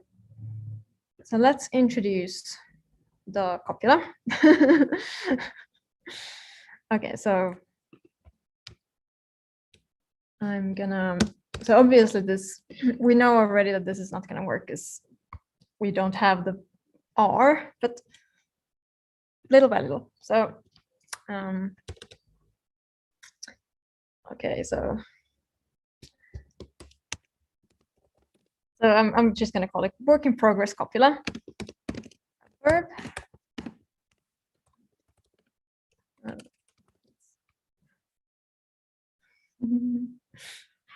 Yeah, I'm not going to use this constructor because like copula is completely irregular. So I'm just going to do it like right away. I'm just gonna copy basically this structure and then put some extra values. So is and are. So yeah, there is nothing for I am, so that's obviously right. Okay, and now I'm gonna put. So remember that this function is what makes the comp, which is just record with a one string field, into a VP. A VP is something that has a table. So we're going to do, instead of introducing a string, we're going to say that there's a table number to work in progress copula. Well, actually, this doesn't even need to be verb. Like, you know, why make this like, let's just make it into a table. No, never mind. Okay, it's a verb. Sure. Working progress copula.s. N. This n is the variable n, and then we put the invariable comp.s. And that was the end of the table, and that's the end of the record. And again, when we have this pattern, we're not actually doing anything. We can even shorten it. So we can say this. Okay. So now we should have one error here. Oh, yeah, no, it's complaining about these because we commented out, but that's just a warning, so we don't need to care about it. So this is only one error now. And if we remember, pred VPS is this thing here, which we're trying to work on. So that's good because we've taken care of this, we've taken care of this. So this is the highest. That's all we have left.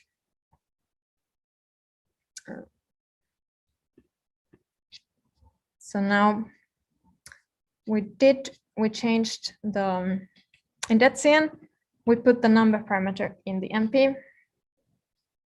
So what we can do now is that this NP does contain now an inherent number.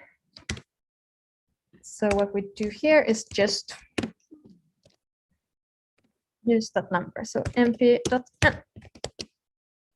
And this should now get us finally what we want. This flower is small, and it compiles. I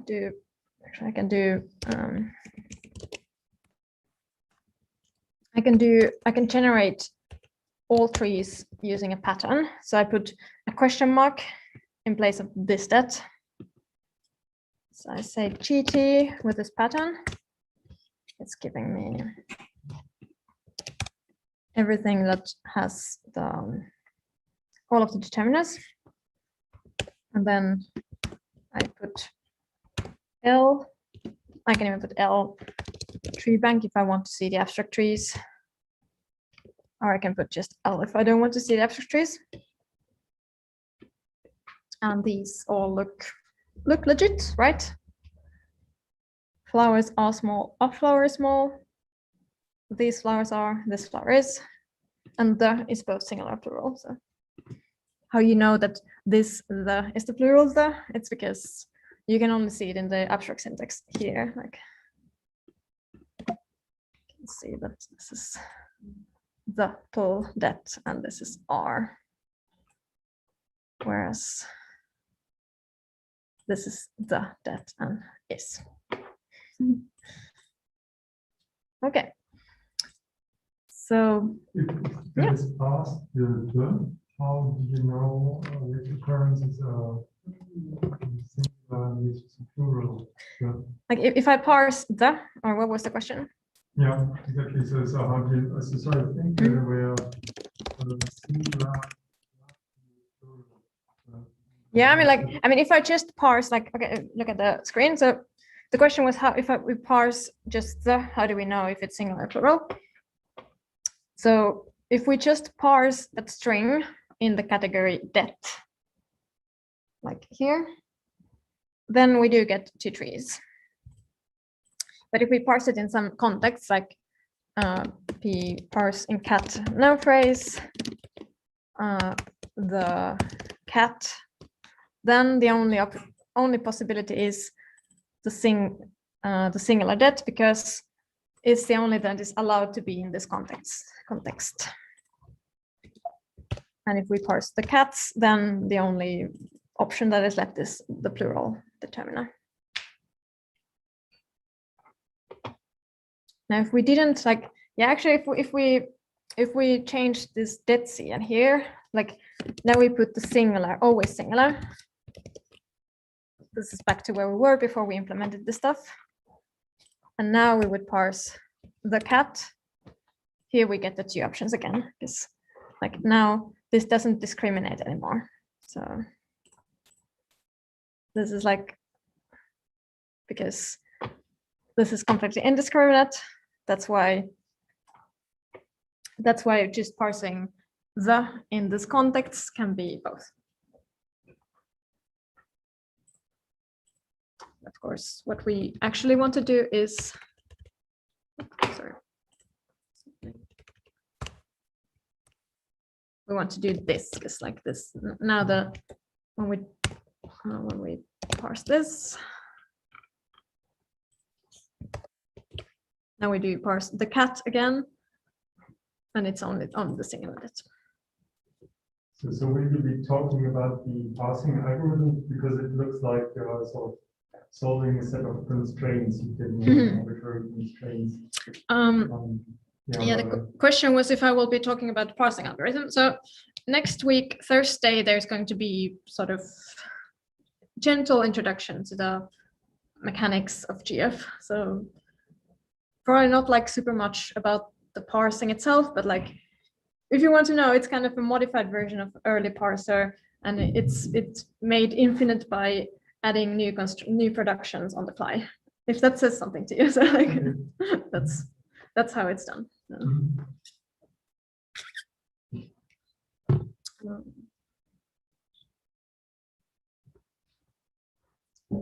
Okay. So maybe at this point I can make another commit, because we have solved something, not to a perfect degree, because we don't have the copula. Like we need to deal with pronouns. We need to deal with like the verb inflection, and yeah, I think that's basically what we need to deal with. And then we need to also, oh yeah, we need to add case when we add pronouns. And let's clear the drawings. But this is also like good point to make a commit, so we get a bit of a snapshot. Like at this stage, it had just the determiner noun. Now it has a rudimentary determiner noun verb. Oh yeah, we can also actually look at the, we can do, let's just see, we didn't touch the verbs explicitly, but let's just see. We want to parse the cat sleeps, that works, and the cats sleep, so this works. And why did we do that? It was because of this, we only changed this constructor function for MKV, the constructor upper macro, whatever. Because this is now like, it adds the S for the singular, and then USV is just using the verb as is. And then pret VPS is the one that takes the VPS. Sorry, the S from the VP and takes the, chooses the agreement. So like this is pretty, like I like this very much, because like we never did anything explicitly about the verb case. Like we were only developing this by using the example of adjectival phrase as a predicate. And now when we test it with the cat sleeps, like it works perfectly. So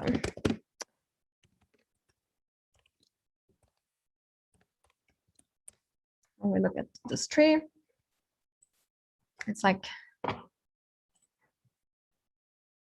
this one here was inherent. Oh, this looks like a T. This is supposed to be an I. And then here we had, and no, sorry, I meant variable. So variable, inherent. And this is where the magic happens. So this is where the action. very good drawings. Yeah, because VP is a category that has, we have, oops.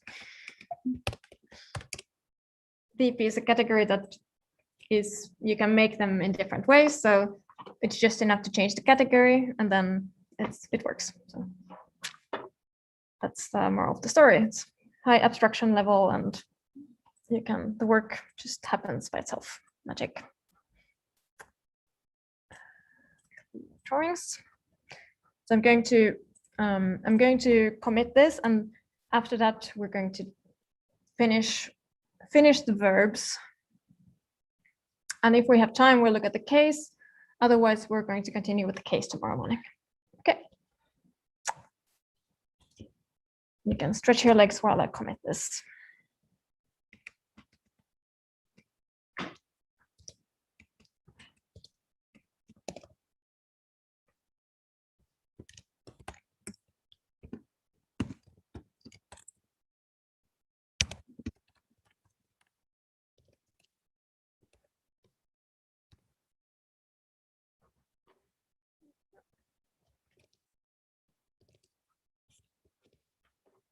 It's here. So you can pull the latest if you're following along or if you got too desperate about all these hundreds of errors. Okay.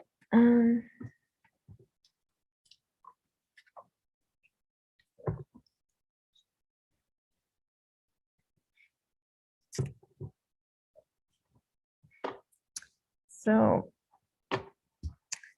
let's revise all these categories for verb, which is we kind of lazily took the number, but now that we know that we need to be prepared for pronouns as subjects. We might want to actually give a bit more comprehensive inflection table. So let's go to this bit. It's not, so let's remove this. It's no longer just number. It's, let's just call it agreement. So we haven't used that name yet. It's very vague, but there's going to be a whole talk about agreement on the second week Tuesday. That's like my favorite topic. Some of you in the class have seen some previews of that. It's going to be 100 times better. So agreement. So this is actually, okay, sorry, let's call it verb agreement just to be verb agr.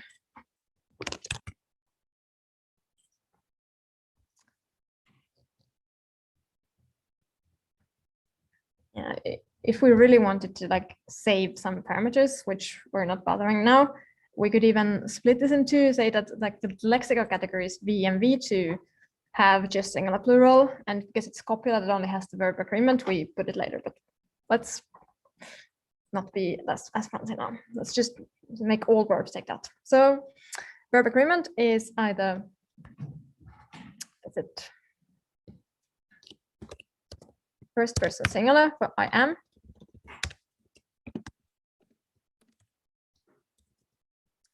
first option,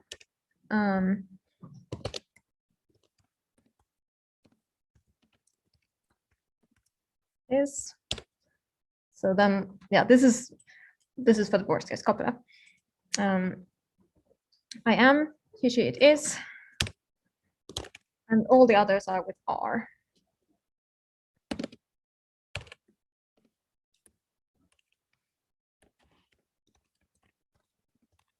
Yes, so we, you, they, are. And so what else? Like we, in a bigger grammar, we would also need the infinitive, like be, and we might need, well, yeah, we might need the gerund, so like being, jumping, running. But let's just ignore it for now. I'm gonna call it we, you, they. Just like okay.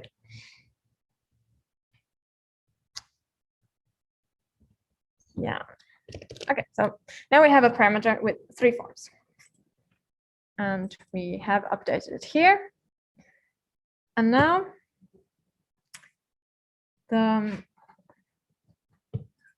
if we put, we actually need to, so now if we think of what determines what. We had this pair, like determiner,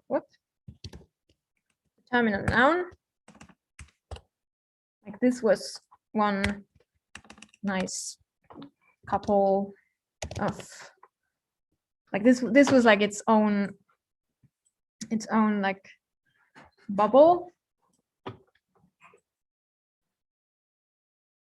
inherent variable, and that was propagated up to here. So NP was also inherent. And now when we have the bubble higher up, we have this affecting this. So maybe we actually need a way to have the agreement from NP to be the same as the agreement in VP. So let's see, how do we do that? So these are the, let's just call it like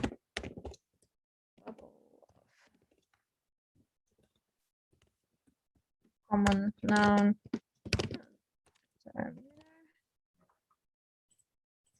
And phrase. So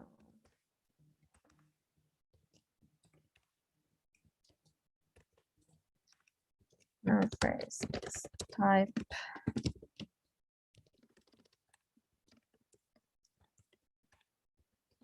Do this now. And so now we need to convert, because determiner is the one that makes noun phrase. Like previously we inherited it from determiner, but actually if we think, how do we make a noun phrase? We can actually come from pronouns. So we kind of have to address them also, but let's just keep it vaguely in mind that they exist, and they might have some of these more exotic agreements than just singular and plural. Like they have a person. It's not just singular plural, it's like I or we. Whereas all the nouns are third person. So let's make an operator that converts between number and verb agreement. So to vagr number. We can make it into a table. That's less new constructions.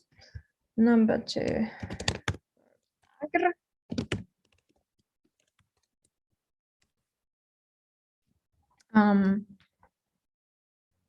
Oh yeah, okay. So also, so this is just in the context of third person. So let's, to be more exact, let's call it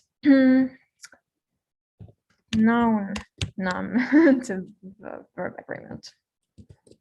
Because pronouns have their own verb agreement already. So this is, if it's singular, then we say P3 singular. And if it's plural, then we say we, you, they.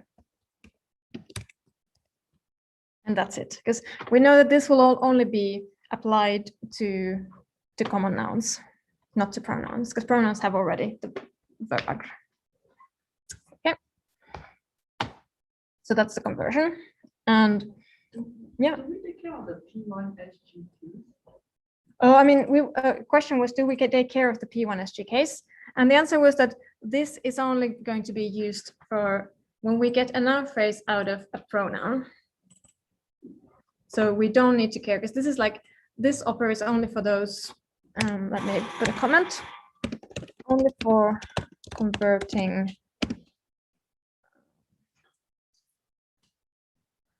nouns,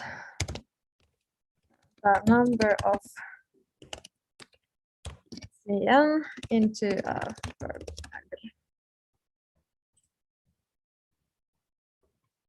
So it's like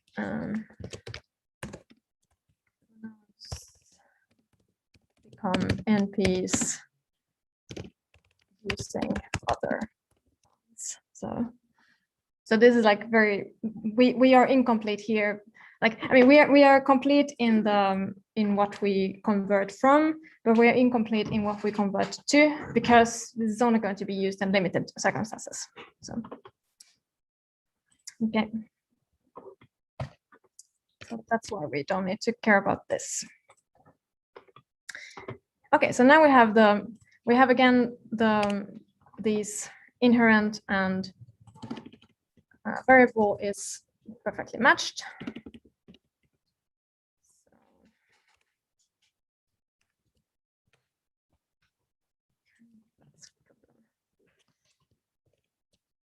Now this is the pattern, they match, nice. And there was a lot of talking, little compiling. So yeah, now we need to change our copula.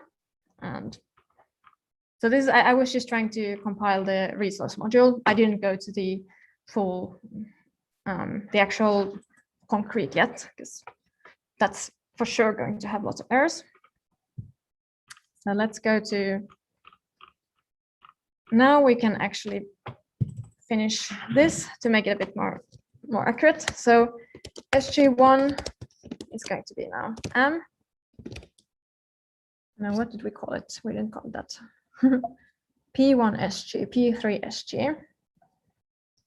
So P1 SG, P3 SG, and if I just put I put an underscore there because like maybe I want to change the name of my parameter at some point, and then I just don't need to bother changing it everywhere because like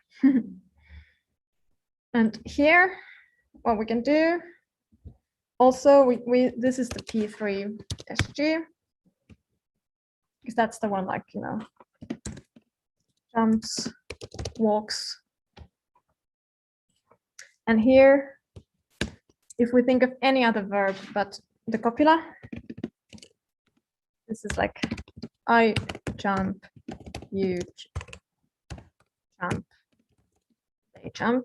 It's the same. So we don't even need to take care of all of the three cases in here. So that's why I just put the two cases, update the parameters. Okay, now I'm compiling the resource. So now I know that the resource module has no syntax error. So I can move on to the next thing. And let's try to compile this. And what are we getting? Yes. Let's see, and that's expected. Because it used to be just very beautifully like it used to be that this this very beautifully just jumped. Oh, sorry. Like this would just inherit there, but now this is just this is the number and this is the vagr, so we need to do the conversion.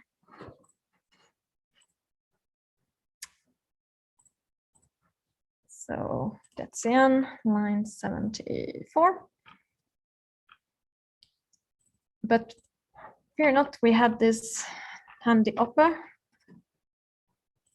noun num to vagr. We can even inline this if this is kind of confusing that this upper exists, like we can actually we could put it there, like case. You can see how this case expression is basically just syntactic sugar of tables. And when I say basically, I mean literally. It's literally the same. Let's just to show you the two syntaxes. So case det.n of sg p3 sg plural we do they. And that's it. Now, more errors. Oh, no errors. Wow, look at that. Look at that. So, okay, so nothing changes because this works already. Like we had the cat sleep and the cat sleeps. But so if we want to,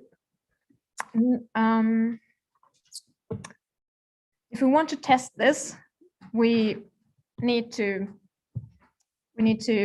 implement some pronouns now. This is actually much quicker than I thought. Well, that's cool.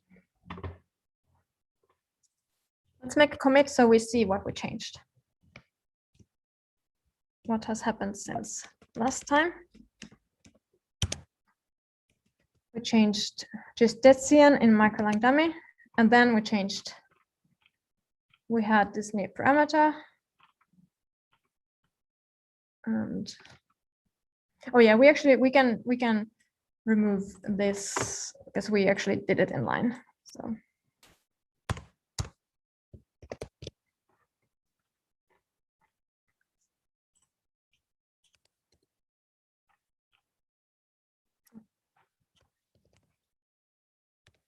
that's okay. What to do? Okay.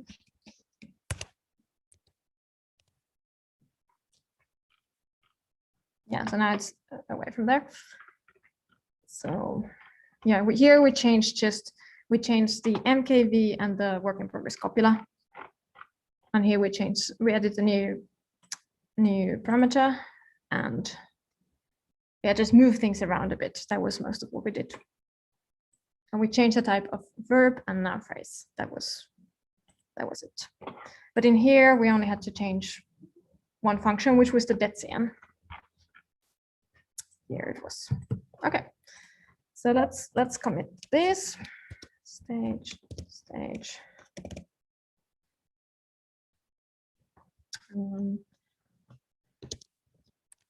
Right.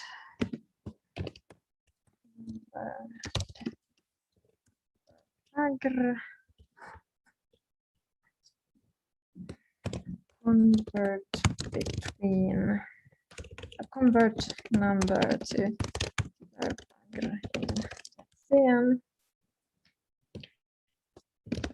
anything that becomes NP via Detsian is third person. So that's what we can do that.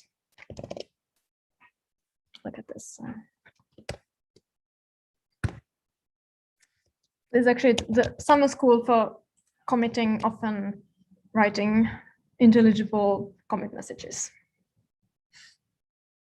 Yeah, it's all there.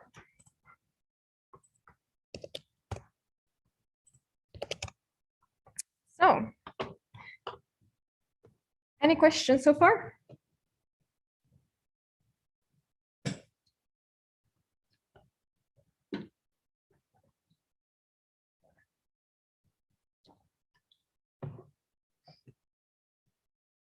By the way, those of you following online, like please let me know if you're coding along. Like if you are, just give me any feedback if it's like hard to follow, if I go too fast, too slow, or if you're not following along, like also like just it's hard to get contact with you because like I'm just talking to a classroom and you're far away. So and anything that helps to make this experience more worthwhile for you, so just let me know. Okay, so let's do pronouns and then go for lunch, basically.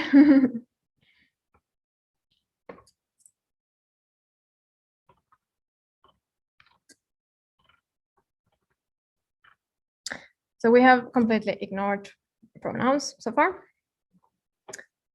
because we see that pronoun is still just in the category as string. So we need to change that. So actually, I think we can just make it into, we can make it into the same as noun phrase. And what changes when we do that? Yeah, that changes, of course. Open the resource module.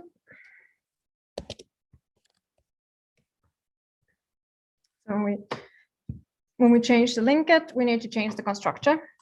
So mk cron, now it used to be lumped in with mk prep, but let's change that.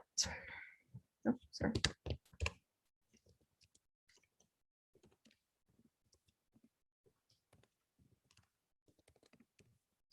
We gave the linket here, so we need to update the constructor.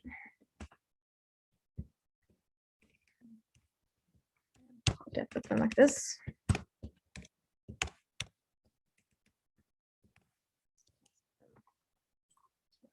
Yeah.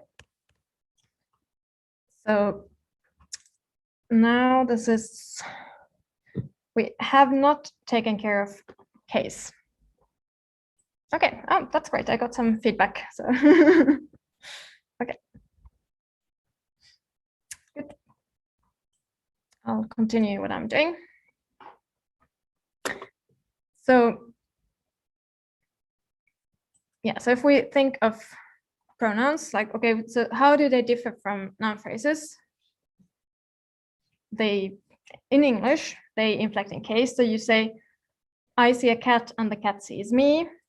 But if you say the cat sees dog, the dog sees the cat doesn't inflect. But so we'll deal with the cases later. So for now, we treat it just as a noun phrase. More importantly, like what we just did, it's about this agreement. So they do have this verb agreement, or yeah, no. So they will have like the full range of all of these terms here. Oh, actually, I want to change the name of this field because it's N, but it's actually, I should call it A. Let me change that first before I do anything. So A, and then I'm going to go here as well. I'm going to make it into A here. This is kind of dangerous.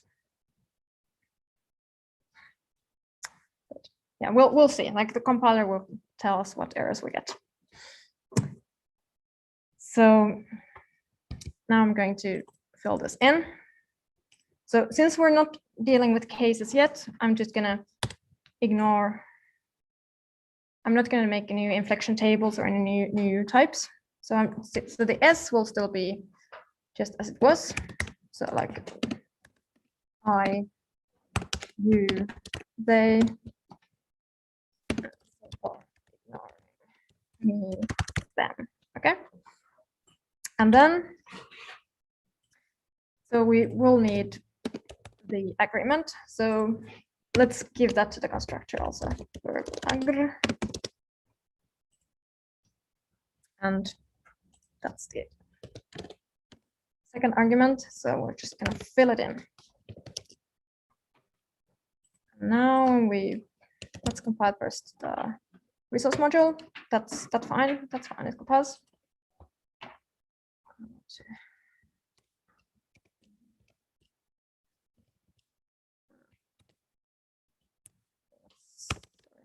Let's open this in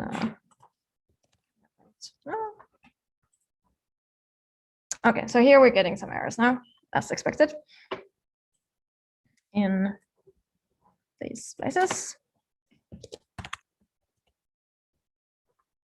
Oh yeah, we have actually only, oh, we don't even have first person pronouns here. Wow, we're taking it so easy. Okay. I was going through all this trouble and we're not even doing them, but okay, well, it's for practice. It's for practice. So this is P3SG. This is P3SG. And this is we, you, they. So now that we have this in place, it's fine. Oh, okay. Oh, it's fine, but we commented out use from earlier. So let's see what is use from doing. And well, that's perfect because let's open I want to show you both files and not just the same file to use. What's it called?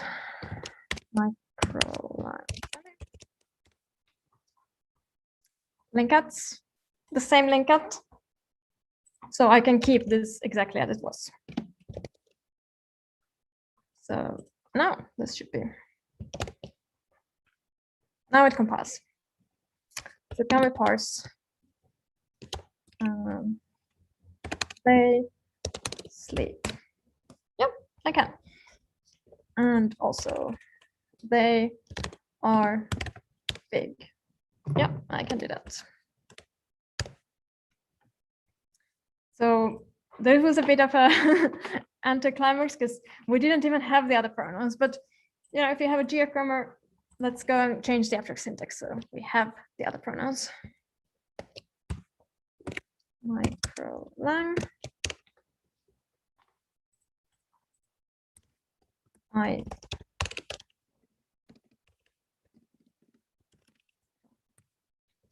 But by the way, if you remember what Arne was talking about, the naming conventions yesterday, this is following the same. So name, category, and then this is the actual syntactic requirement. Okay, so now we have the thing. If we compile it, now we're getting warning, no linearization of I-pron. We have the constructor, so that's no problem. I-pron, MK-pron, I, P1SG. Now I'll compile. Did we say they are big? So let's do this GT thingy again.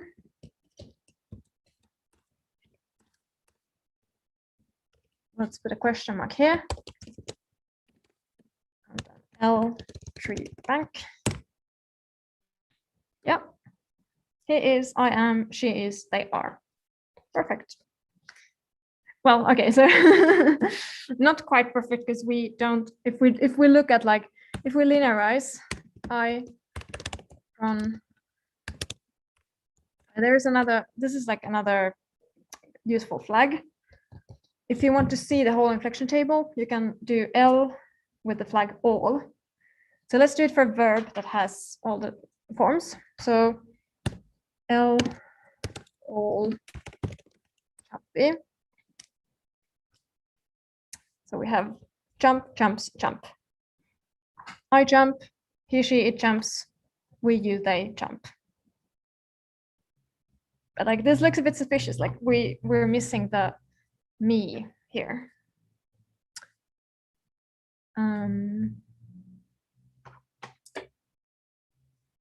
Do we want to add the cases in the last 20 minutes, or do you want to, is there any other questions you've had, like you know, just, I mean, it doesn't have to be related to this like particularities of resource grammars. It can be anything like, oh, how do you like just rapid prototype in GF shell, or like, oh, I wonder what this little detail 20 minutes ago meant, anything like that, or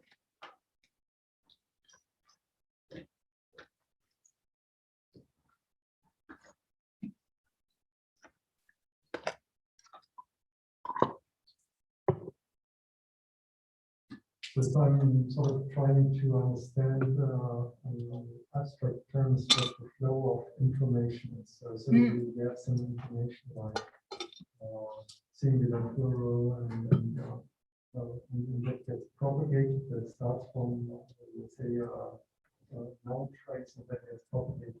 So that's really, Yeah, exactly. Yeah, yeah. and you will always be sure that the flow of information is in one direction, or are there mutual dependencies, for example? Yeah, that was a good question. So the question was about the flow of information, like how does it flow? I think I made some graphics about this like some years ago. Let's see if I find them easily.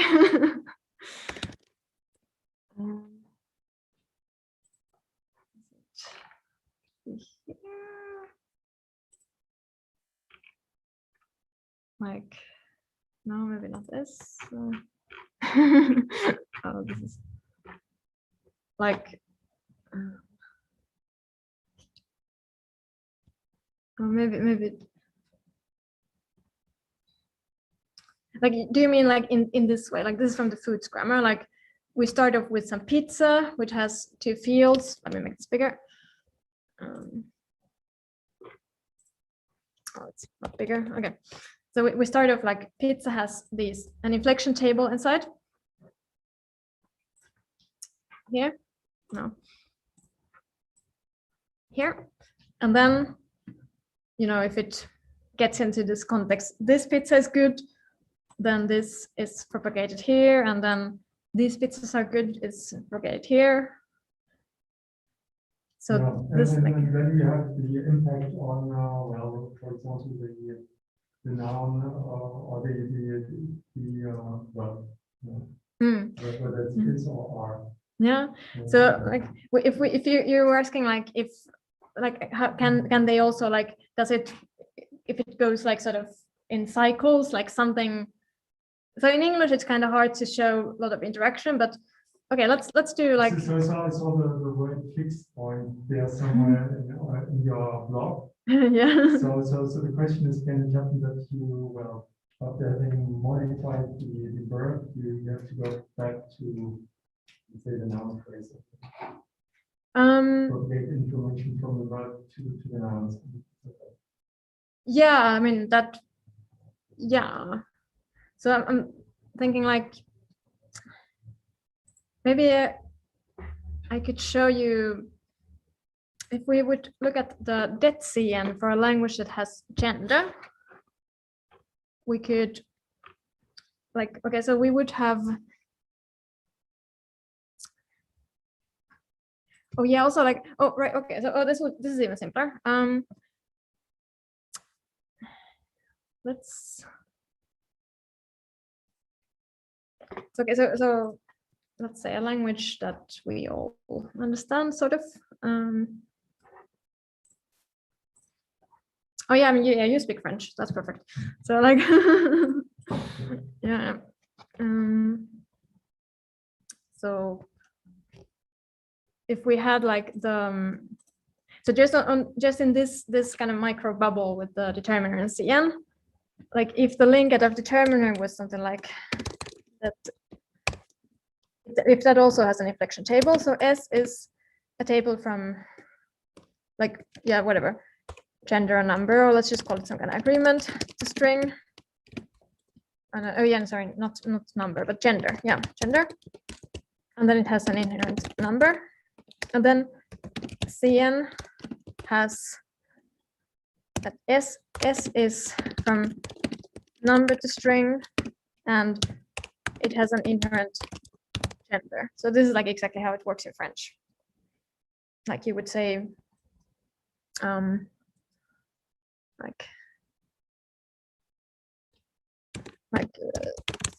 cette maison, garçon, like that. So then what the determiner has, like,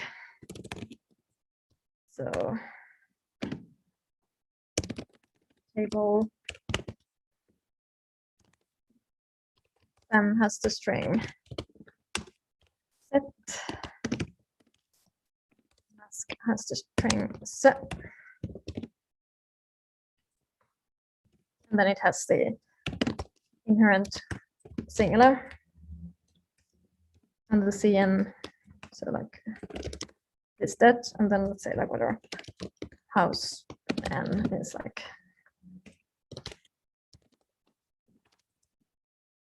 yeah, whatever, we have the maison, and then it has the like gender, which is feminine. So then the det CN would have like, it would happen like this. That s.cn.g plus plus cn.s, and you choose that.n. So this is like a very simple example of this interaction happening.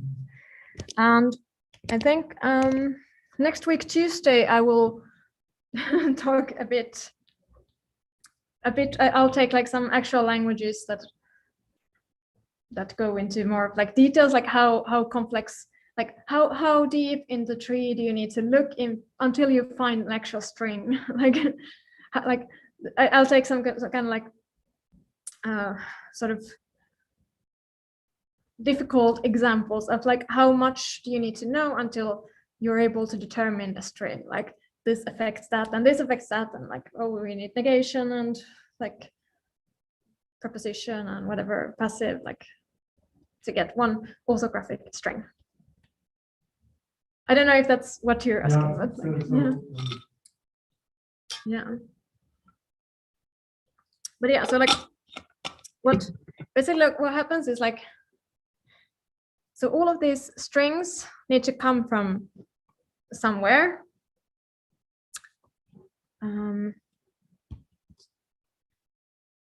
Yeah, this is kind of abstract now, but like the strings need to come from somewhere, and then these you kind of parameters are like flying around, and then at some point you finally decided, okay, we're going to output this string. But it can be a very complicated journey.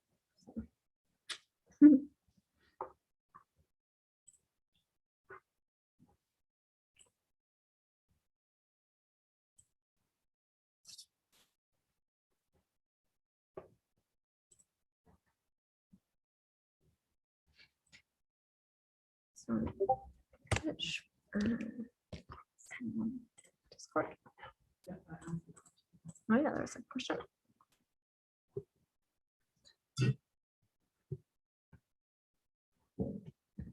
Okay, last night we had linkat fact is a discontinuous subject and predicate, and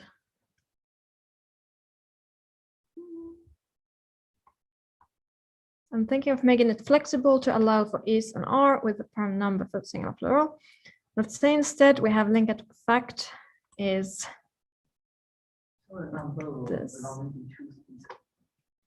You can make fact phrase flexible by doing linkat fact. So basically, like what's wrong with this is that like we don't like where does the flexibility come from? It comes from like, so in this case we had this subject and predicate, and the so oh you're right, okay, yeah, I think I get what you mean. So like I mean this is definitely true that this is dependent on the subject. So yes, this what we need in this case is that the linkat of subject also includes this field n for number, and then that is just inherited into the fact. So yes. And then the syntax become like that. So I just plug in the table, and then I just make sure that I have a number for the first and the third argument. So we actually have that code here, so we can open the GFSS.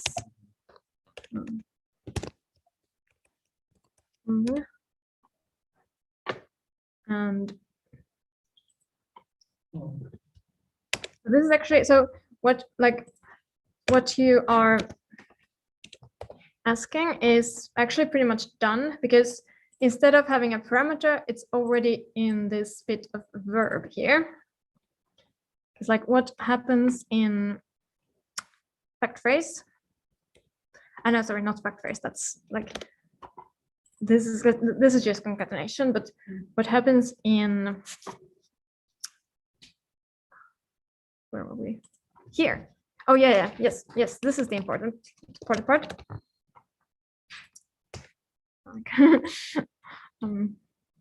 This could do with some line breaks. Yeah. So what's happening here is that, like, because this has an inherent number, this object, and we're choosing it, like we're choosing to keep it around as a string instead of a parameter, because like so next week Thursday I'm going to talk about how parameters are expensive and strings are cheap. So whenever you can make a decision, make it, and you can start a string and then keep it around. It's the strings don't compound like parameters do. So this is like a bit more economical here, because we choose the string as soon as we can, which is as soon as we combine the subject and the predicate. We can actually plug in, like, because it's not when it's concatenating 3 items, like because it was originally the restaurant is good. Yeah. Then restaurant is good. Then I can just plug in the is with a table.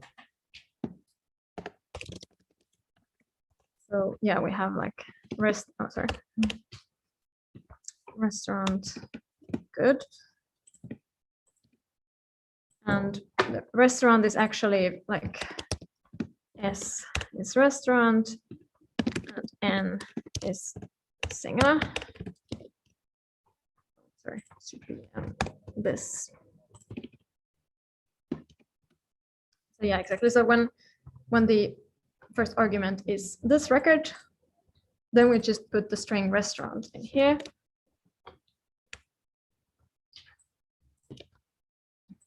And then we choose this with the singular.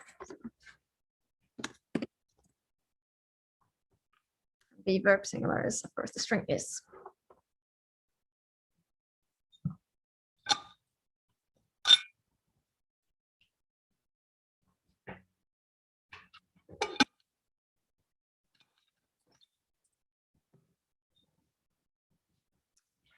New question. You propagated the control variables from bottom up in the tree. Is it any difference if we go top down? Not quite sure what you mean, but like basically, like okay. So let's take the microlang dummy again. Like when we parse a sentence, like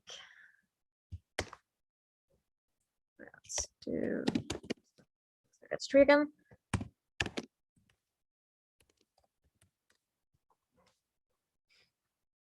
Like the assumption is, like, since this is natural language, the assumption is that like a lot of these parameters, singular, plural, they come from some actual words. Okay, so okay, this adjective doesn't have, but like, yeah, for instance, like why is there a plural around? It's because they has an inherently plural agreement, and so it's kind of more natural that they come from, like in a resource grammar library like this. It's kind of more natural that this plural comes from the fact that this word has an inherently plural agreement. And that's why we get like this plural propagates over here, and then it chooses the plural agreement from the verb. So, I mean, we could always, like, if we didn't want to, like, I mean, obviously, like in GF, you can make some kind of, let's make a new function just to demonstrate. Sorry. Clear drawings. We can make just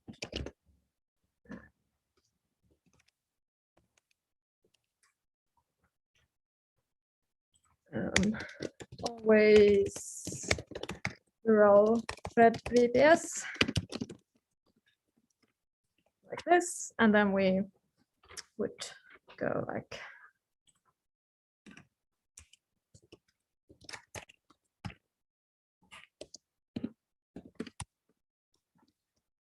and then we just like we would repeat this, but we ignore the NP's plurality and we just say we say. So in this case, like we can say that the parameter is only introduced here, and like also like so these can introduce any kind of new strings or variables. We can also do this like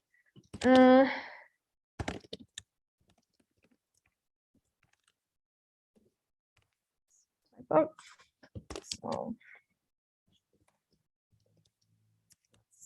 this and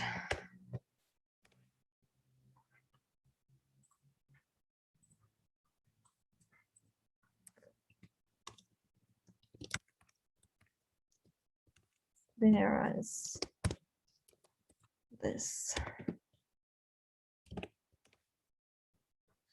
And if we look at linearize this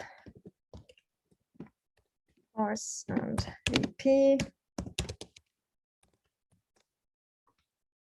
we can actually see like at which point from which constituent do the strings come from. So definitely like these, all of these strings are introduced at the top. And also like, all right, maybe this is more effectful if we actually make it, we're going to use something that is not really plural. So this one, icon. So now this is still saying like IR big. Am I answering your question?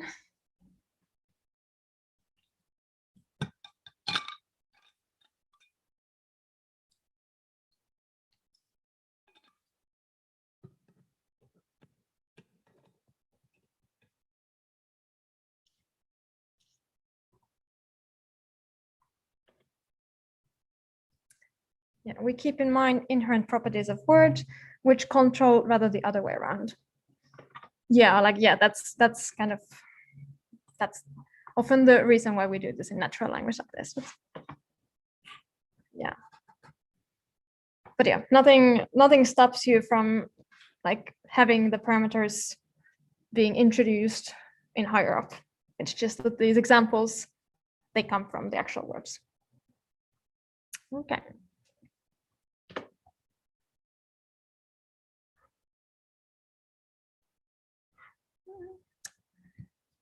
Okay. 2 minutes. Any more questions?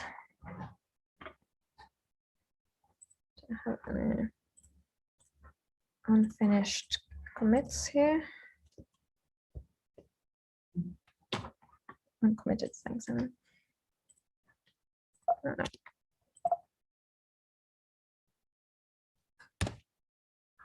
Okay, yeah, I do.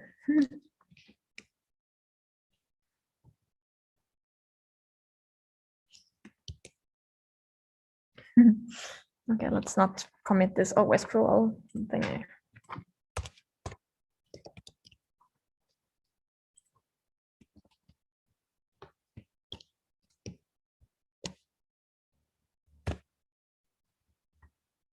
Oh yeah, let's not commit this either. It's just oh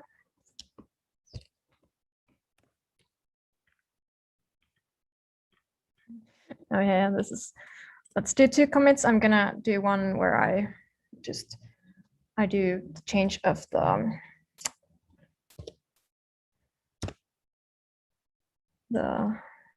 name of the field.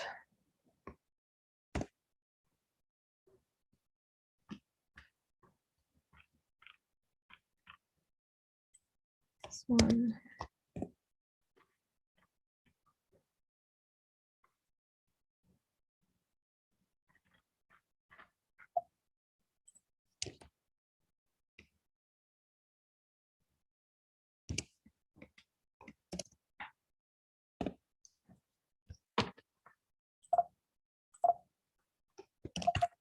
What?